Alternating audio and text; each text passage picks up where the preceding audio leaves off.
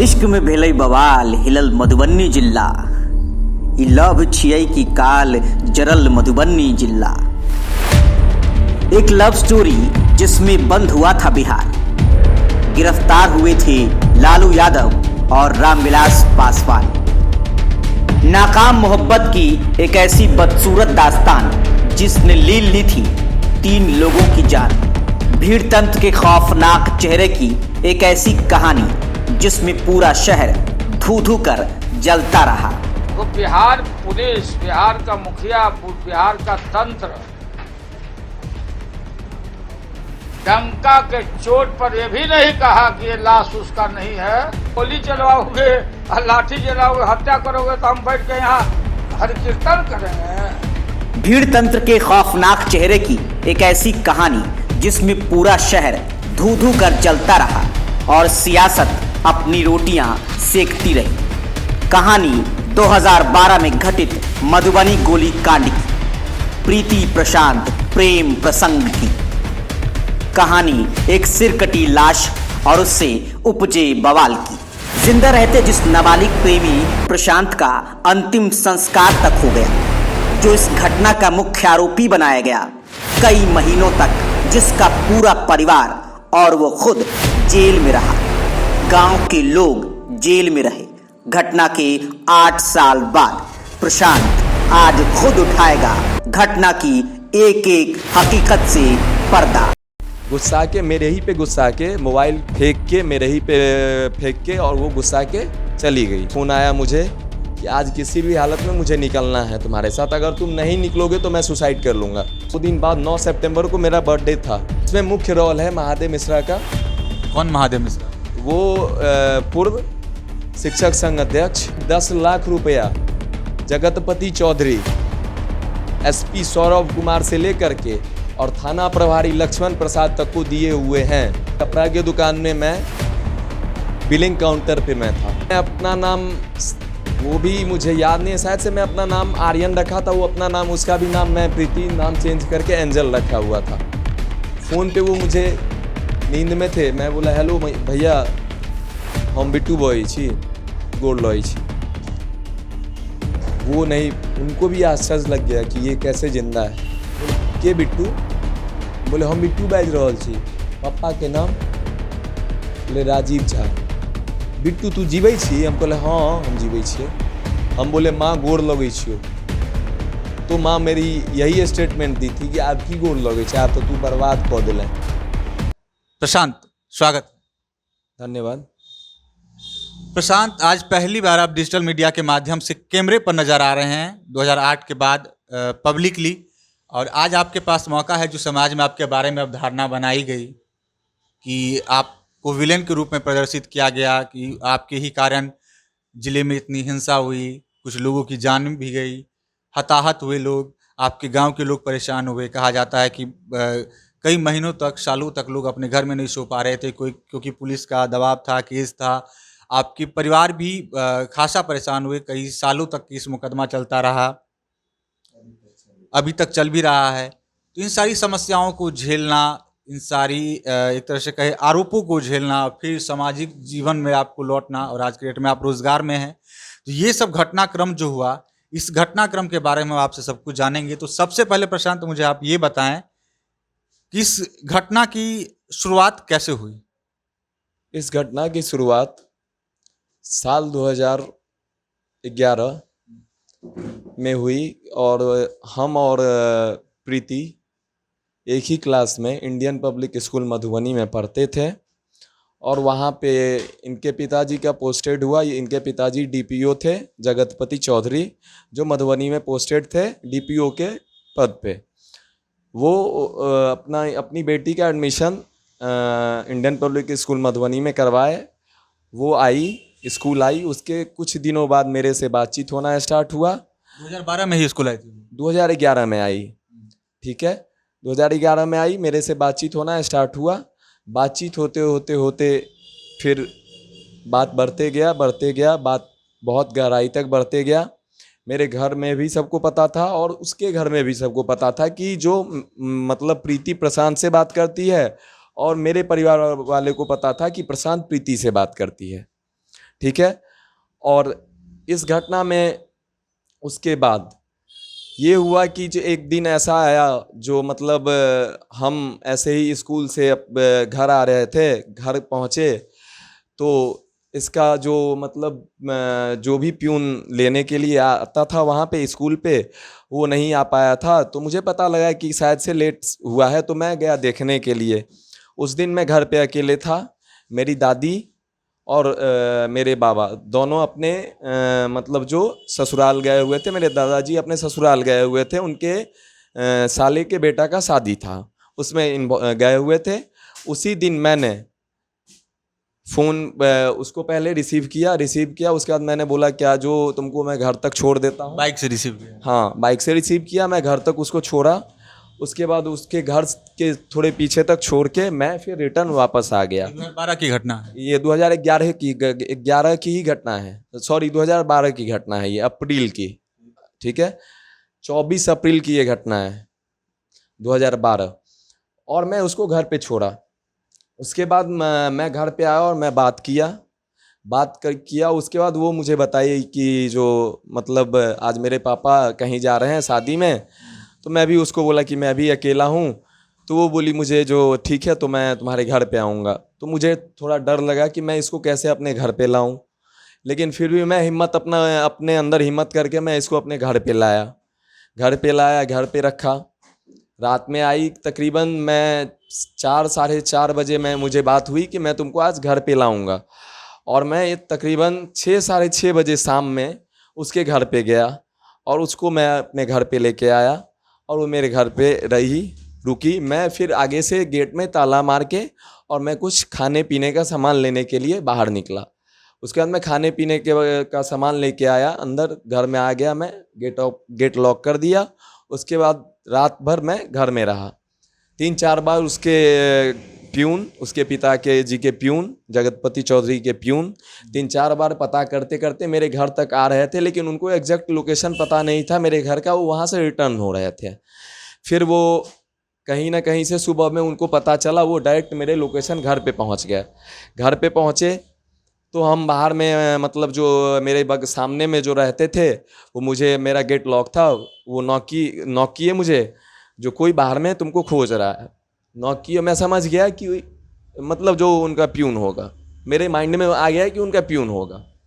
मैं प्रीति को साइड करके, घर से साइड करके किचन का 2 गेट था, गेट के इधर करके और मैं प्रीति को बाहर कर दिया। उसके बाद मैं बाहर गया तो उनके प्यून मेरे से बात किए, बोले क्या जो आप थोड़ा प्रीति के मम्मी से बात कर लीजिए। तो मैंने बात किया, मैं उनको बोला आंटी नमस्ते।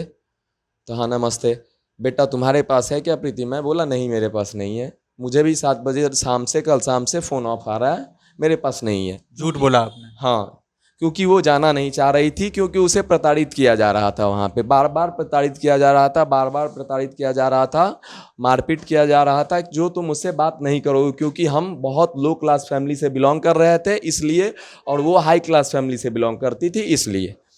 तो वो जाना नहीं चाह रही थी, इसलिए मैंने झूठ बोला। उसके बाद उनको लगा, उनके प्यून को लगा जो शायद से ये अपने घर में छिपा के रखा हुआ है। ये 3-4 प्यून थे, ये 3-4 प्यून मेरे घर में घुसे अंदर और पहले सब घर का छान मारे। उसके बाद लास्ट में वो गेट जो खुला था, जिस गेट से मैंने उसको बाहर किया हुआ था, उस गेट से वो पीछे देखे तो वो खड़ी थी, वहाँ से ये खींचना चाहे लेकिन वो जाना नहीं चाह रही थी।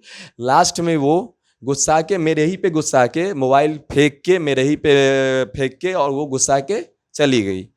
शांत, आप जो प्रीति को लेकर के आए थे पहले अपने घर पर, तो वो आपसे मिलने के लिए उस दिन आई थी या आपके घर पे रहने के लिए आई? मेरे घर पे रहने के लिए आए थे। तो क्या आप जो उस रात आपके घर पे रुकी, तो क्या आपके परिवार के लोगों को पता था कि आपके घर पे रुकी रही? नहीं, मेरे किसी को पता नहीं था मेरे घर में जो मेरे यहाँ वो है। इस परिवार के किसी भी सदस्य को पता नहीं? किसी भी सदस्य को नहीं पता था जो मेरे यहाँ वो है।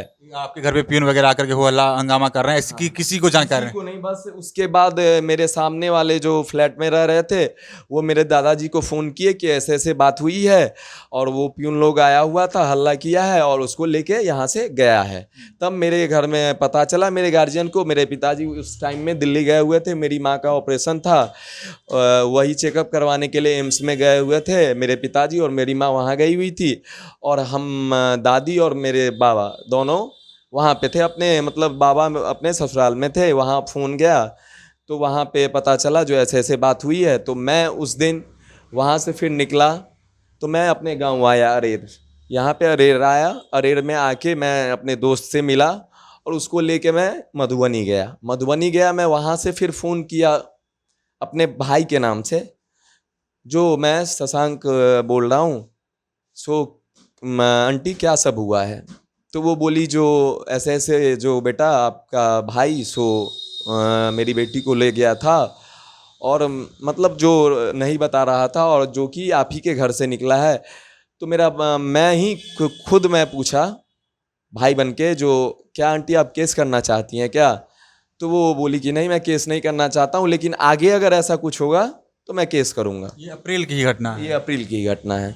उसके बाद मैं वहाँ से, मेरे पिताजी को पता चला दिल्ली में, तो मेरे पिताजी वहाँ से टिकट करवाए और मुझे भी दिल्ली बुला लिए। मैं वहाँ से दिल्ली चला गया। मैं दिल्ली में अप्रैल 29 को गया था मैं। उसके बाद मई 20 को मैं रिटर्न हुआ हूँ दिल्ली से, क्योंकि मेरा उस टाइम में टेस्ट होने वाला था, पेपर होने वाला था स्कूल में, मैं इसलिए रिटर्न हुआ। और मैं फिर 19 या 20 मई को मैं वापस दिल्ली से मैं मधुबनी आया और शायद से 22 या 23 मई से पेपर स्टार्ट होने वाला था। तो वही पेपर मैं देने के लिए आया। उसके बाद उसी टाइम वो एक उसके क्लास में मेरा एक फ्रेंड था, उससे वो मतलब जो हम दोनों का जो सेक्शन जो था सो अलग था। हम डी में थे, वो ई में थी। तो वो उसके थ्रू मैसेज भेजवाई, जो बोलो उसको जो मेरे पास मोबाइल नहीं है बात करने के लिए, सो हमको मोबाइल दे। मैं उसको मोबाइल भेजवाया, मोबाइल दिया। फिर मेरा उससे बातचीत होना स्टार्ट हुआ। नॉर्मल मेरे पिताजी लोग को भी पता था कि मैं बात करता ही हूँ और सब कुछ पता था, सबको पता था। और उसके भी घर में सबको पता था कि वो मेरे से बात करती है। बजाबते उसके भाई नीरज, उसको भी पता था कि जो वो मेरे से बात करती है। और एक दिन स्कूल में ऐसा भी हुआ था कि जो मोबाइल वो लेके आया हुआ था और उस मोबाइल का मतलब चेकिंग हुआ स्कूल में, तो वो मेरे ही दोस्त को, मेरे ही फ्रेंड को, मैं नाम नहीं लेना चाहता हूँ, किसी का नाम मैं सोशल मीडिया पे मैं नहीं लेना चाहता हूँ, क्योंकि किसी का नाम मैं उछालूंगा, वो बहुत का नाम उछाल दी, लेकिन मैं किसी का नाम नहीं उछालना चाहता हूँ। तो मेरा ही एक फ्रेंड, उसका मोबाइल, मेरे ही फ्रेंड को वो मोबाइल दिया रखने के लिए, जो तुम रखो और मेरे थ्रू जो तुम रखो, और मुझे जाने के बाद मैं जब यहाँ से जाऊँगा स्कूल से तो मुझे तुम दे देना। उस टाइम भी वहाँ पे बहुत हंगामा हुआ, मारपीट भी हुआ, उसको मोबाइल दे दिया गया। उसके बाद वहाँ से फिर वो घर पे गया, घर पे से मुझे अपनी बहन से फ़ोन करवाया, जो ऐसे ऐसे मुझे मारपीट किया गया है। तो मैंने बोला कि जो रियलिटी है उस चीज़ पे अगर मारपीट किया गया होगा, हम तो बीच बचाव में ही थे, ना हम अपने फ्रेंड के साथ थे साइड थे, ना हम अपने इनके साइड थे, हम बीच बचाव में थे। और दोनों को साइड किए और दोनों अपने घर निकले और हम लोग अपने क्लास चले गए, अपने क्लासरूम में चले गए। उसके बाद जब धीरे धीरे बात होते आगे बढ़ता गया, सितंबर 4 तारीख को मुझे ऐसे ही, मैं स्कूल से आया, वो भी स्कूल से आई, मुझे फ़ोन वो पहुंची मेरे से पहले, क्योंकि उसका गाड़ी आता था लेने के लिए, मैं साइकिल से जाता आता था। उस टाइम में मैं साइकिल से आता जाता था। उस टाइम में मेरा घर स्टेडियम रोड से चेंज होके BN झा कॉलोनी मधुबनी में चला गया था, ठीक है। वहाँ मैं साइकिल से आता जाता था। जब मैं घर पहुँचा तो मैं अपना मोबाइल देखा खोल के, तो मिस कॉल था उसका, तो मैं फ़ोन किया ऐसे ही नॉर्मली मेरा बात हुआ। उसके कुछ ही देर बाद वो मतलब जो फ़ोन काटी, उसी के कुछ देर बाद वो मुझे फ़ोन करती है रोके, जो मुझे यहाँ नहीं रहना है, मुझे अब तुम यहाँ से ले चलो। मैं बोला कि मैं कहाँ ले जाऊँगा, अभी मैं कहाँ ले जाऊँगा, मैं पढ़ने लिखने वाला स्टूडेंट हूँ, तू भी पढ़ने लिखने वाली स्टूडेंट, मैं अभी कहाँ ले जाऊँगा तुझे। तो नहीं, मुझे यहाँ नहीं रहना है, अगर नहीं ले जाओगे तो मेरे से बातचीत बंद हो जाएगा। मैं बोला अच्छा ठीक है, बातचीत बंद हो जाएगा तो कोई दिक्कत नहीं है, अभी हम कहाँ तुमको ले जाएंगे, मेरा बैकग्राउंड एकदम ख़राब है, मैं कहाँ तुमको लेके जाऊँगा। तो ठीक है, तुम नहीं ले जाओगे तो मैं बातचीत बंद हो जाएगा, क्योंकि मेरा घर चेंज हो रहा है। मैं बोला अच्छा ठीक है, तुम्हारा घर चेंज हो रहा है तो तुम वहाँ जाओगे, अगर बातचीत होगा तो ठीक है, नहीं होगा तो कोई बात नहीं। उसके बाद इसका घर 7 तारीख को चेंज हुआ, 7 सितंबर 2012, ठीक है। उस दिन इसका घर चेंज हुआ। घर चेंज हुआ तो उस दिन फिर ये मुझे फ़ोन की। स्कूल हम गए, स्कूल में नॉर्मल रहे, फिर घर गए, घर पे फ़ोन आया मुझे कि आज किसी भी हालत में मुझे निकलना है तुम्हारे साथ, अगर तुम नहीं निकलोगे तो मैं सुसाइड कर लूँगा। तो मैंने डर से मैं बोला कि मैं अपने घर में बताया भी नहीं क्यों, और मेरा 2 दिन बाद 9 सितंबर को मेरा बर्थडे था, और उस दिन मेरी दादी माँ, उसी दिन मेरे पिताजी सुबह में ट्रेन ये शहीद एक्सप्रेस से दिल्ली गए थे। मेरी मदर का ऑपरेशन होने वाला था आरएमएल में, राम मनोहर लोहिया हॉस्पिटल में। ऑपरेशन का टाइम हो गया था, ऑपरेशन के लिए जा रहे थे, तो ये लोग सुबह में ही निकल गए थे। तो फिर मुझे फ़ोन आया तो मैं बोला कि जो देखो मेरे पास पैसा है नहीं। तो ये मुझे बोली कि मेरे पास एक वो है लॉकेट पहनती थी, वो बेच दो तुम। तो मैं बोला जो उसका कितना दाम देगा, तो जितना भी दाम देगा तो तुम बेच दो। वो मैंने गया बेचने के लिए, तो वो 500 रुपया एटेंडम, मुझे 500 रुपया मुझे दिया। मैं उसे एटेंडम 500 रुपया लिया और मैं वहाँ से निकल गया। मैं वहाँ से निकला, मेरे साथ एक मेरा मित्र और एक मित्र था, वही मुझे वहाँ से मैं इसको तभी तक उसका चेंज ही हो रहा था मकान, जो कि वह ये पहले प्रोफेसर कॉलोनी में रह रही थी वर्तमान, और उसके बाद वो जा रही थी मतलब जो यहाँ राम जानकी कॉलोनी, जहाँ प्रेजेंट में अभी होटल अतिथि है। रूम खाली ही हो रहा था, तभी मैं उसको रिसीव करने के लिए गया। उसके बाद मैं उसको रिसीव किया, रिसीव करके मैं बस स्टैंड लाया। बस से मैं पहले मुजफ्फरपुर गया। मुजफ्फरपुर जाते जाते वहाँ पे मैं जब रिसीव किए उसको, तो उस समय में उनके परिवार के सदस्य लोग देख नहीं रहे थे? कोई नहीं थे। वो मैं उसको वहाँ से मैं उसके घर से रिसीव नहीं किया हूँ। उसको मैं प्रेजेंट में अभी जहाँ अभी संजय ठाकुर का क्लिनिक है प्रोफेसर कॉलोनी में, मैं वहाँ से रिसीव किया था। अकेले आई थी वो? वो अकेले आई थी। साथ में कुछ लाई भी थी? साथ में वो एक पर्स था, उसमें 2 चेन था और कुछ नहीं था। बताया जाता है घर से बहुत सारे रुपये और गहने लेकर के निकली थी वो। कुछ भी नहीं, बस 2 चेन लेके निकली हुई थी। और ये भी बहुत मीडिया में, बहुत सोशल मीडिया में हंगामा हुआ, और वो उनके पिताजी जगतपति चौधरी ये भी बोले कि 3 लाख रुपया कैश भी मेरी बेटी लेके गई। कैश और बहुत सारे गहने, जिसके बाद आप लोग विभिन्न राज्यों में घूमे, ये भी बातें सामने मीडिया में आई थी। इसकी सच्चाई क्या है? ये मैं बता रहा हूँ कि इसकी सच्चाई ये है कि जो मैं 2 बस चेन लेके वो निकली हुई थी, एक भी कैश लेके नहीं निकली हुई थी।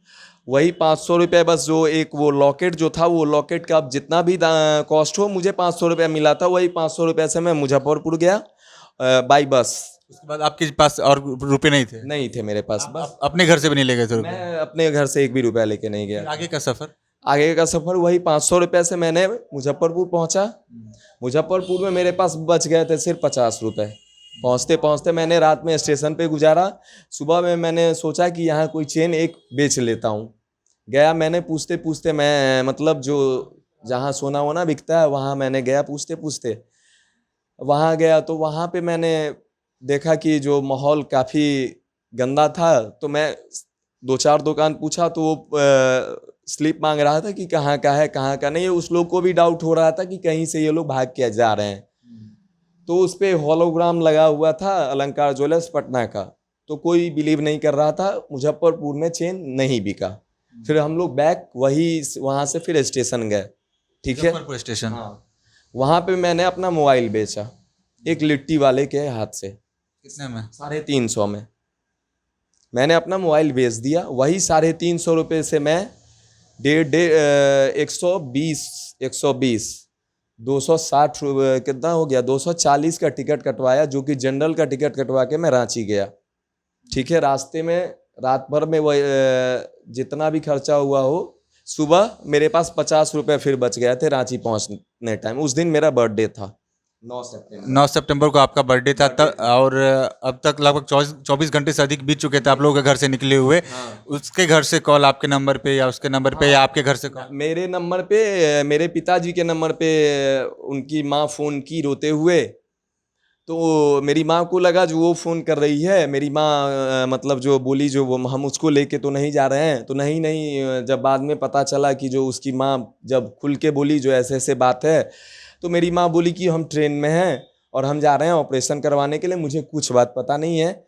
उसके बाद फ़ोन रख दिया गया और मेरे पिताजी बैक फ़ोन किए मेरे चाचा को, गार्जियन को, यहाँ पे जो थे उनको फ़ोन किए कि ऐसे ऐसे घटना हुआ है। वो आपको रात भर मतलब जो कुछ नहीं किए, उनको लगा जो कहीं लेके गया होगा, घुमाने लेके गया होगा, वो फिर वापस लेके आ जाएगा। तो वो फिर वापस तो लेके मतलब जो सब यही सोच रहा था कि वापस लेके आ जाएगा। दादी भी मेरी भर रात जगी रह गई, क्योंकि मैं हमेशा मतलब 30 दिन का महीना होता है तो 15 दिन मैं बाहर रहता था। तो उसमें वही दादी को डाउट हुआ कहीं घुमाने लेके गया होगा फिर वापस लेके आएगा।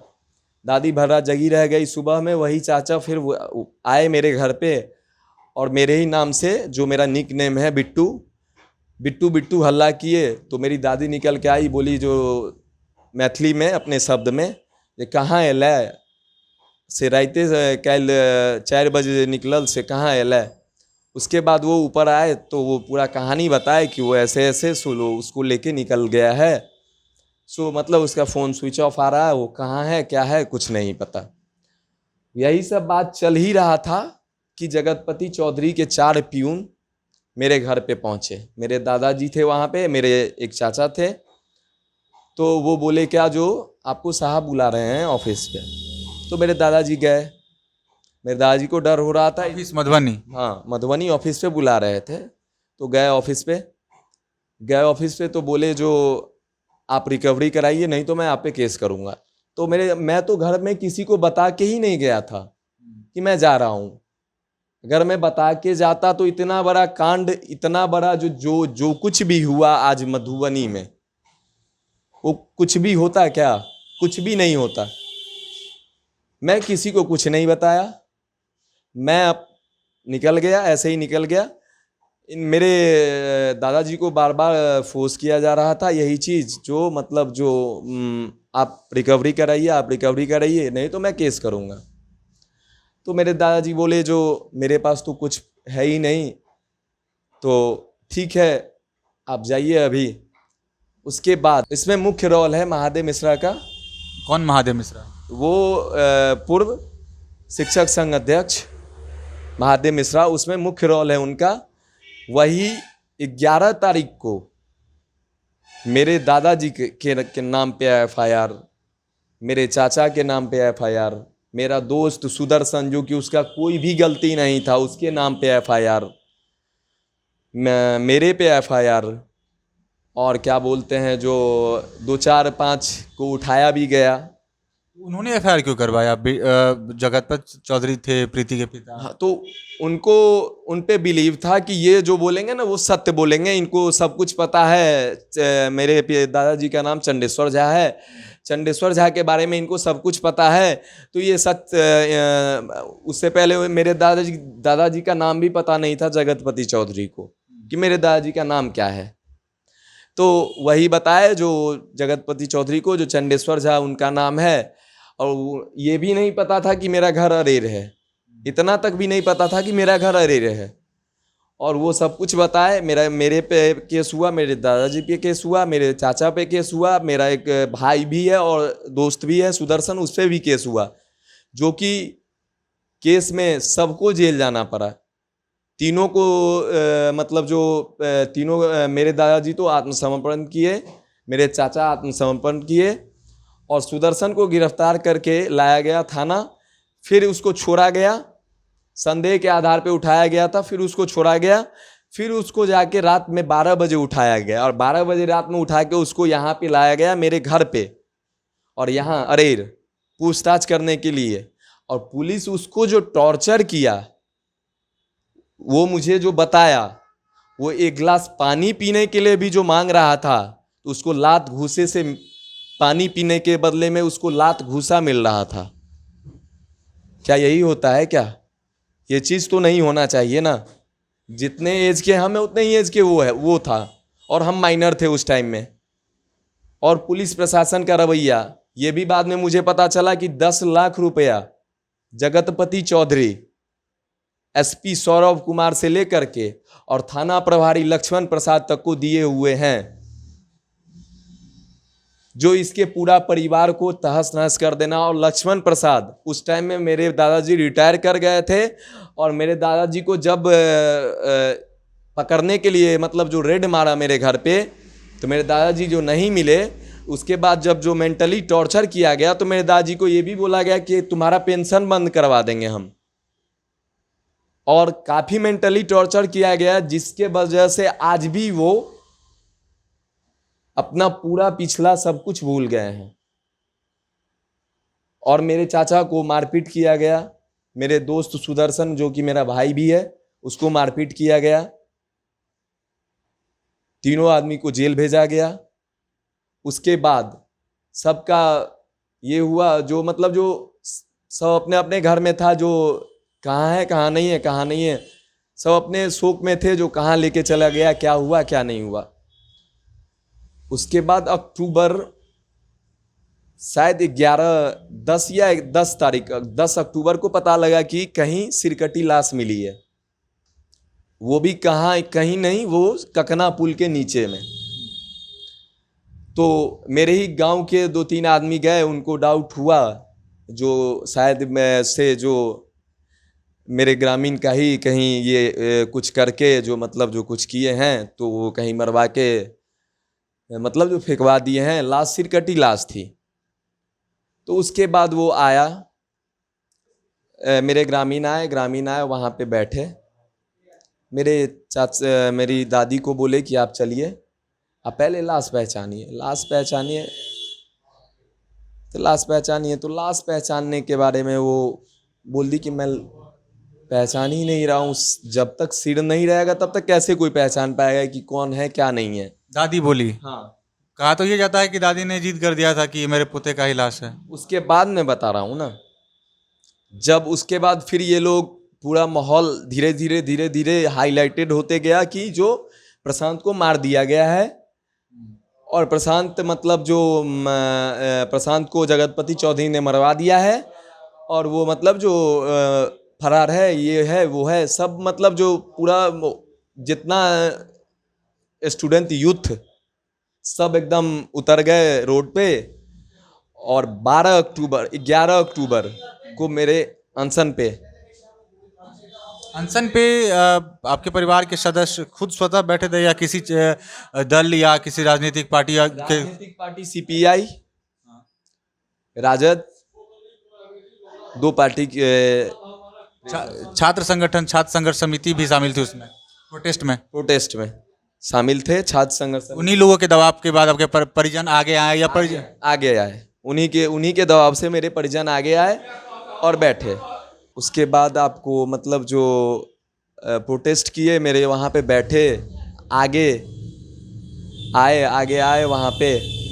उसके बाद अनशन हुआ। दूसरा दिन, नेक्स्ट डे, मधुबनी में उस दिन मेरे दादाजी का और चाचा का और सुदर्शन का बेल होने वाला था। बेल ग्रांट होने ही वाला था कि पूरा एकदम मेरी दादी वहाँ पे सब बोल रहा था कि मुझे लाश दे दिया जाए।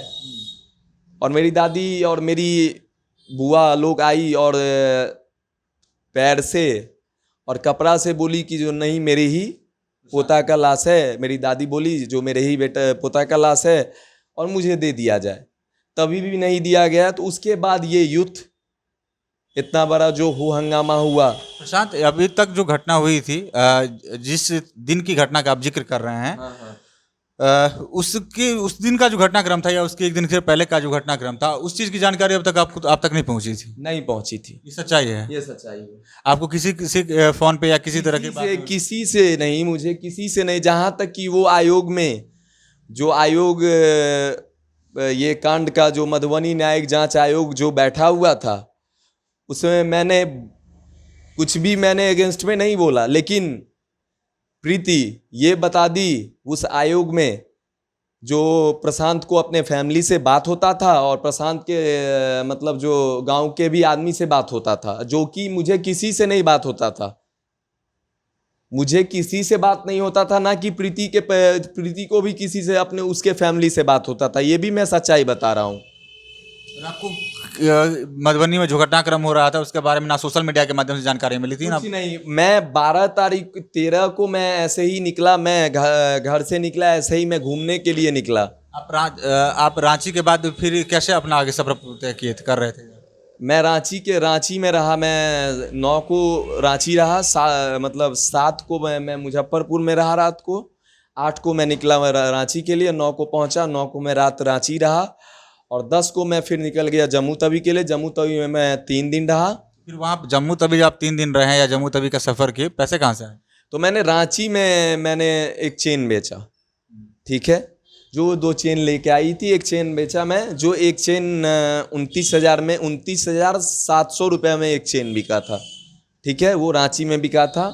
उसका हम लोग जो मार्केटिंग करना था, वो मेरा बर्थडे था तो उसको गिफ्ट देना था, तो वो मुझे जो कुछ भी दी वो भी अपना मार्केटिंग की। उसके बाद हम लोग होटल गए, होटल में खाना खाए और मेरा उतना एज नहीं था जो मेरे पास कोई प्रूफ था जो हम होटल लेते, क्योंकि अब हर एक होटल में मैंडेटरी कर दिया गया है कि आपके पास कोई प्रूफ होना चाहिए। तो मेरे पास कुछ भी प्रूफ नहीं था, तो मुझे होटल नहीं मिला रहने के लिए। मैंने रांची में स्टेशन पे अलग अलग रूम लेके, वेटिंग हॉल लेके, वेटिंग रूम लेके, अलग अलग वेटिंग रूम लेके मैंने रहा। और अगले दिन मैंने वहाँ से जम्मू तवी के लिए मैंने पता किया कि जो मतलब मैं इसी से पूछा, प्रीति से पूछा कि जाना कहाँ अब आगे, तो बोली अब जहाँ चलो तुम। तो मैं देखा ट्रेन, पता किया तो जम्मू तवी का ट्रेन उस टाइम में चलने वाला था, तो मैं गया। मैं पता किया ट्रेन के बारे में, तो वो जम्मू तवी में का ट्रेन 1 घंटे में आने वाली थी, तो मैं उसका टिकट कटवाया। उसका टिकट कटवा के मैं फिर ट्रेन आई, ट्रेन में बैठा, मैं वहाँ से निकला मैं जम्मू तवी मैं पहुँचा आपको 12 तारीख को मैं पहुँचा, 13 को मैं वहाँ पहुँचा जम्मू। हाँ नहीं, 13 सितंबर, हाँ 13 सितंबर को मैं जम्मू पहुँचा। वहाँ से मैं यहाँ आया, मतलब जो जम्मू से मैं पता किया कि कैसे क्या होटल मिलता है। तो वहाँ पे जम्मू स्टेशन पे बताया गया कि आप जाओ बाहर, आपको ऑटो वाला होटल मर्ज किया रहता है, होटल वाले से आप जाओ, बोलना मुझे होटल लेना है, वो आपको लेके चला जाएगा होटल पे। वहाँ मैं गया तो होटल का नाम MC डुएल्स था, होटल MC डुएल्स। वो वहाँ किसी उस जगह के वो शायद से हाई रैंक्ड ऑफिसर थे, उन्हीं का वो होटल था। जब मेरा एंट्री हो गया उसके बाद वो मेरे से प्रूफ मांगे, जो कोई आप प्रूफ दीजिए। तो मैं बोला कि मेरे पास कोई प्रूफ नहीं है भैया। तो बोला अच्छा कोई बात नहीं, आप रह सकते हैं। तो मैं वहाँ पे 2 दिन ठहरा, 2 दिन वहाँ पे मैं ठहरा। उसके बाद वहीं पे मैं एक चेन, जो दूसरा चेन था, वो मैं 39,000 में मैं वहाँ पे सेल कर दिया। फिर मैं वहाँ से मैं आपको 16 तारीख को मैं जम्मू से निकला दार्जिलिंग के लिए। मैं जम्मू से दार्जिलिंग के लिए निकला 16 को मैं जम्मू से दार्जिलिंग के लिए निकला। वहाँ से मैं दार्जिलिंग गया तो मैं 18 को मैं दार्जिलिंग पहुँचा। वहाँ पे मैंने होटल माउंट मेरिडियन बुक कराया हुआ था, यहीं पे जलपाईगुड़ी में। मैं वहाँ पे गया, 17 को मैं वहाँ पे पहुँचा दार्जिलिंग। मैं होटल में गया, वो भी थी मेरे साथ। हम लोग होटल में रुके। होटल के जस्ट सामने में दुकान था, एक मुजफ्फरपुर के ही रहने वाले थे, वो दुकान कर रहे थे वहाँ पे। तो मैं ऐसे ही गया वहाँ, ऐसे ही बातचीत करने के लिए। तो मेरे भाषा से समझ गए कि ये बिहारी है शायद, तो हमसे पूछ दिए कि तुम बिहारी हो? हम बोले हाँ। तो कहाँ से हो? हम बोले हम मधुबनी से हैं। तो यहाँ हम बोले ऐसे ही आए हैं, हम शादी, मतलब भाग के शादी करना चाहते हैं। तो आप बोल दिए उनको? हाँ। नाम क्या था उनका? तो उनका नाम याद नहीं है मुझे, अब उतना याद नहीं है उनका नाम क्या था। तो मैं उनको बता भी दिया कि मैं शादी करना चाहता हूँ। तो वो बोले कि जो घर पे पता है आपके? मैं बोला नहीं, घर पे अगर पता रहता तो मैं घर पे ही रहता, यहाँ क्यों मैं भाग के आता, तब तो मैं घर पे ही रहता ना। तो वो मुझे बोले जो आप इतना दिन होटल में रहोगे, 5 दिन बुक करवाए होटल, उसके बाद आप बोल रहे हो कि हम रहेंगे यहाँ पे इतना दिन, के कहाँ से आप एफर्ट कर पाओगे? तो मैं उन्हीं को बोला कि भैया आप एक काम करो, जो मुझे कोऑपरेट कर दो, कहीं रूम दिला दो मुझे और कहीं जॉब दिला दो। तो उन्होंने ही मुझे कोऑपरेट किया और मुझे एक रूम दिलाया 5 दिन मैं होटल में रहा। उसके बाद मुझे एक रूम दिलाया, उस रूम का किराया था 1200 रुपये पर मंथ। तो मैं रूम गया देखने के लिए, रूम में देखा और मुझे पसंद आ गया रूम। मैं रूम ले लिया, सब कुछ सामान सब कुछ ले लिया, A to Z सामान, जो कुछ भी खाना पीना बनाने वाला सोने वाला सब कुछ A to Z सामान मैं खरीद लिया। उसके अंदर रहने के पर्पज़ से वहाँ मैं यहाँ पे घर पे क्या हो रहा है क्या नहीं हो रहा है मुझे कुछ नहीं मतलब था। मुझे कुछ दिमाग में मेरे ये हो रहा था कि मैं घर पे क्या फ़ोन करके बोलूँगा कि मैं लड़की लेके भाग गया हूँ। इसके चक्कर में मैं घर पे फ़ोन नहीं कर रहा था, जो कि पूरा सोशल मीडिया में ये बात पता, ललन टॉप जो अपना न्यूज़ निकाले हैं, जो कि यूट्यूब पे डाले हैं, वो तो बहुत ऐसा बात सब बोले हुए हैं कि जो एक साथ उनको गांव में देखा जाता था मिलते हुए, जो कि उसका गांव मेरा मधुबनी डिस्ट्रिक्ट है, उसका सहरसा डिस्ट्रिक्ट है, उसका गांव बनगांव महिषी है सहरसा डिस्ट्रिक्ट में, मेरा गांव मधुबनी डिस्ट्रिक्ट में अरेर है।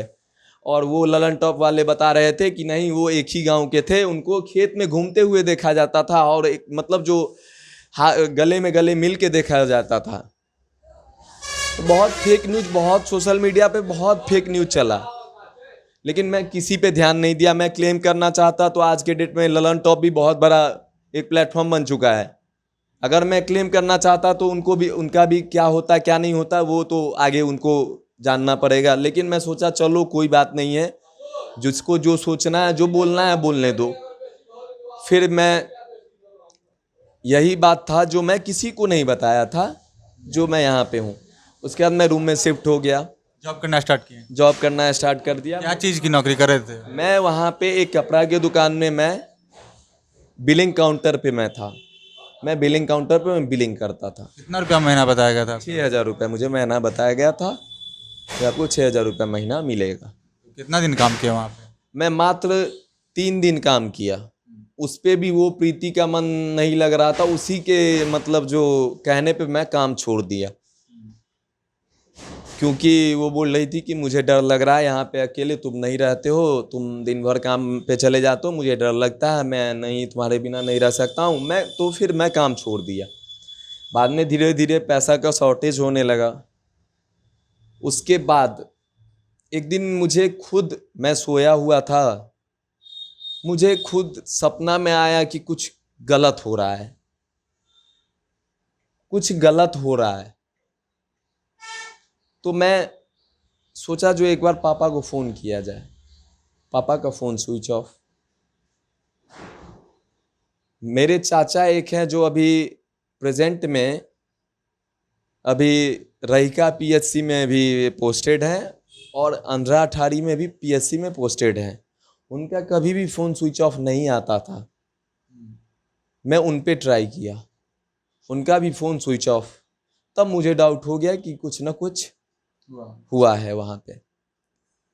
मैं इसको बोला कि तुम एक काम करो कि जो तुम यानी तो तुम बात करो अपने फैमिली से, तो क्या बात है क्या नहीं बात है, या नहीं तो यहाँ से चलो। तो ऐसे कैसे चले जाओगे? तो मैं बोला जो यार वहाँ कुछ हो रहा है। तो मैं मित्र का नाम नहीं बताऊंगा, क्योंकि वो भी मित्र मेरा बहुत साथ दिया हुआ था। मैं मित्र क्यों नाम बताऊंगा मैं, जब वो लड़की मेरा साथ नहीं दी। आज वो मुझे इस स्टेज पे लाके छोड़ दी कि आज मेरे फैमिली पे टोटल 7 केस है, अभी भी चल ही रहा है, अभी भी चल ही रहा है। और मेरे ग्रामीण 12 आदमी जो मेरे पिताजी लगा के 12 आदमी थे, और मेरे पिताजी छोड़ के 11 आदमी पे भी अभी भी 3-4 केस चल ही रहा है। और मेरी माँ, मेरी दादी, मेरे पापा, मेरे दादाजी और मेरा भाई छोड़ के मेरे घर में टोटल 6 मेंबर हैं, उसमें से 5 मेंबर जेल चले गए। किसके वजह से? प्रीति के वजह से ना। और वो जब मेरा साथ नहीं दी तो मैं क्यों बताऊंगा किसी मित्र का नाम। उस दोस्त को आपने कॉल किया था? मैं उस दोस्त को कॉल किया, उस दोस्त को हुआ क्या, सबको यही हो रहा था कि प्रशांत दुनिया से चला गया है। तब तक आपका संस्कार हो गया था? नहीं हुआ था, यही हो रहा था, मॉब सब हो रहा था, मतलब जो धरना प्रदर्शन अनशन चल रहा था। हाँ, अनशन सब चल रहा था। तो मैं 11 अक्टूबर को ही फ़ोन किया था मैं, जो क्या हेलो पहचाने मुझे तो नहीं, तो हम प्रशांत बोल रहे हैं। प्रशांत, तो हाँ तुम जिंदा हो? हम बोले हाँ भाई हम जिंदा हैं। भाई यहाँ पे पूरा हल्ला हो गया कि तुम मर गए हो, तुमको मार दिया गया है। हम बोले अच्छा ठीक है, तुम एक काम करो कि तुम जाओ, तुम मेरे फैमिली के पास जाओ, तुम तो जानते हो मेरे फैमिली को, अच्छे से जानते हो, तुम वहाँ पे जाओ, बगल में अजय अनसन ही, वहाँ पे बैठ जाना, तुम कान में बोल देना जो वो ठीक है, मेरे से बात हुआ है। तो उसने बताया कि अनशन वगैरह हो रहा है।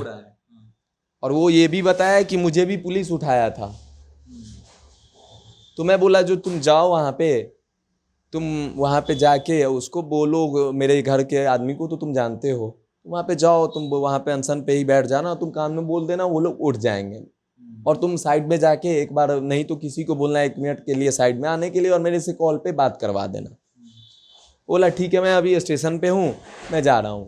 वो वहाँ गया, वो देखा वहाँ पे काफ़ी पुलिस का जमावड़ा था, उस पर पहले से ही शक था, उसको डर हो गया। स्वाभाविक बात है, किसी को डर हो जाएगा। तो वो बोला, मैं फ़ोन के वही बैक फ़ोन किया जो भाई मेरे से नहीं हिम्मत काम कर रहा है, मैं अभी भी बता रहा हूँ, नाम नहीं ले रहा हूँ, मैं गुस्सा के उसका फ़ोन काट दिया। मैं बोला चल तू मेरे काम का नहीं है, तू फ़ोन रख।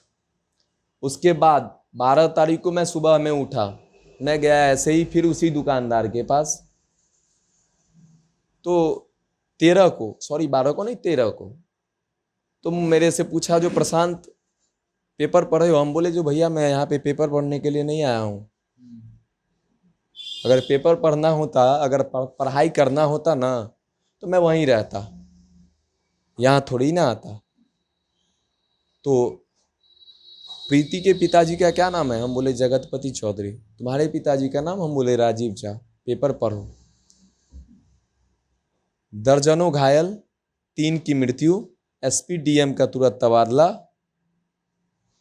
और जगतपति चौधरी को 48 घंटा में गिरफ्तार करने का, किसी भी कोना से गिरफ्तार करने का आदेश निकल चुका था। मेरा शरीर वहाँ से काम करना, मेरा माइंड क्या, मेरा होल शरीर काम करना मेरा बंद कर दिया, होल शरीर काम करना मेरा बंद कर दिया। जो अब हम आगे क्या करेंगे, मैं तभी सोचा कि मैं अपना नाम पहले यहाँ से चेंज करता हूँ, क्योंकि मैं अगर आगे जाता हूँ बाई दी वे अगर मुझे कोई मार दिया, एक तो हंगामा चल ही रहा है, बाई दी वे कहीं पुलिस काउंटर कर दिया, अब पुलिस चाह ही रहा था कि इसको काउंटर कर दें, इसलिए मैंने अपना दिमाग लगाया कि मैं नाम चेंज कर लिया। मैं वहीं पे नाम चेंज करके, क्या नाम वहाँ पे अपना? मैं अपना नाम, वो भी मुझे याद नहीं है, शायद से मैं अपना नाम आर्यन रखा था, वो अपना नाम, उसका भी नाम मैं प्रीति नाम चेंज करके एंजल रखा हुआ था। ठीक है, मैं फिर वापस रूम पे गया, मैं इसको तुरंत बोला कि मैं अभी निकलूँगा, और मुझे अभी तुरंत निकलना है, दिल्ली जाना है मुझे, और मुझे दिल्ली जाके और मुझे सिलेंडर करना है। तो मैं वहाँ पे जितने अगल बगल में थे किराएदार लोग, मैं उनको सामान दे दिया, ऐसे ही फ्री ऑफ कॉस्ट मैं दे दिया कि आप लोग रख लीजिए, मैं यहाँ से जा रहा हूँ, अपने घर जा रहा हूँ। मैं उनको ये भी नहीं बताया कि ये वो केस हो गया, ये इतना बड़ा मैटर हो गया। मैं बोला कि मुझे घर से बुलावा आ गया है, मैं जा रहा हूँ घर। जब आपने प्रीति को बताया कि सरेंडर करेंगे, तो उसमें प्रीति आपके साथ थी, बोली जी साथ में सरेंडर करेंगे? हाँ, वो मतलब फिर मैंने सब सामान दे दिया, सब कुछ दे दिया।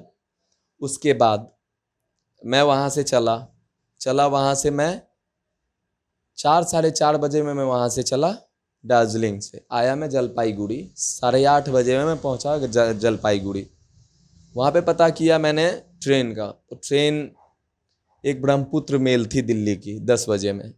जब मैं वहाँ पे पहुँचा उससे 5 मिनट पहले ही वहाँ भी एक संपर्क क्रांति चलती है, जो शायद से जलपाईगुड़ी से ही चलती है दिल्ली के लिए, तो वो निकल चुकी थी। उसके बाद 10 बजे में वही ट्रेन थी, उसी का मैं टिकट लिया और ब्रह्मपुत्र मेल से मैं 15 अक्टूबर को मैं वहाँ आया दिल्ली, पुरानी दिल्ली रेलवे स्टेशन पे सुबह 7 बजे उतरा।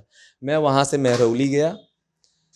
मुझे मेरे भैया का पुराना वाला मकान देखा हुआ था, जिस भैया के बारे में काफ़ी लोग ये कह रहे थे कि जो काफ़ी लोग नहीं, जगतपति चौधरी ही कह रहे थे जो मनीष झा का इसमें बहुत बड़ा हाथ है।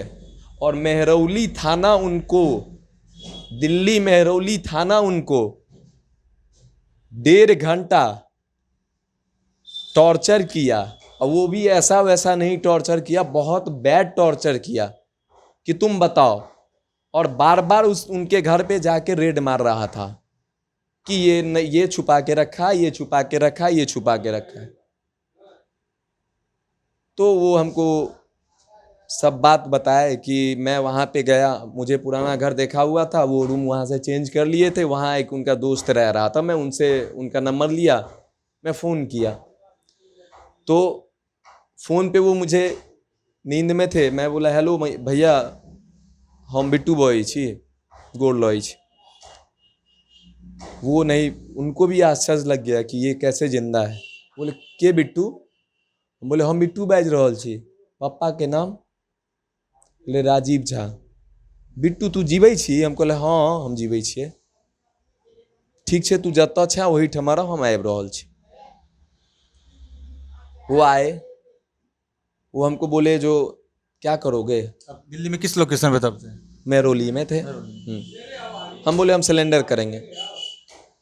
तो वो बोले अच्छा ठीक है, तुम सिलेंडर कर दो, यही सब।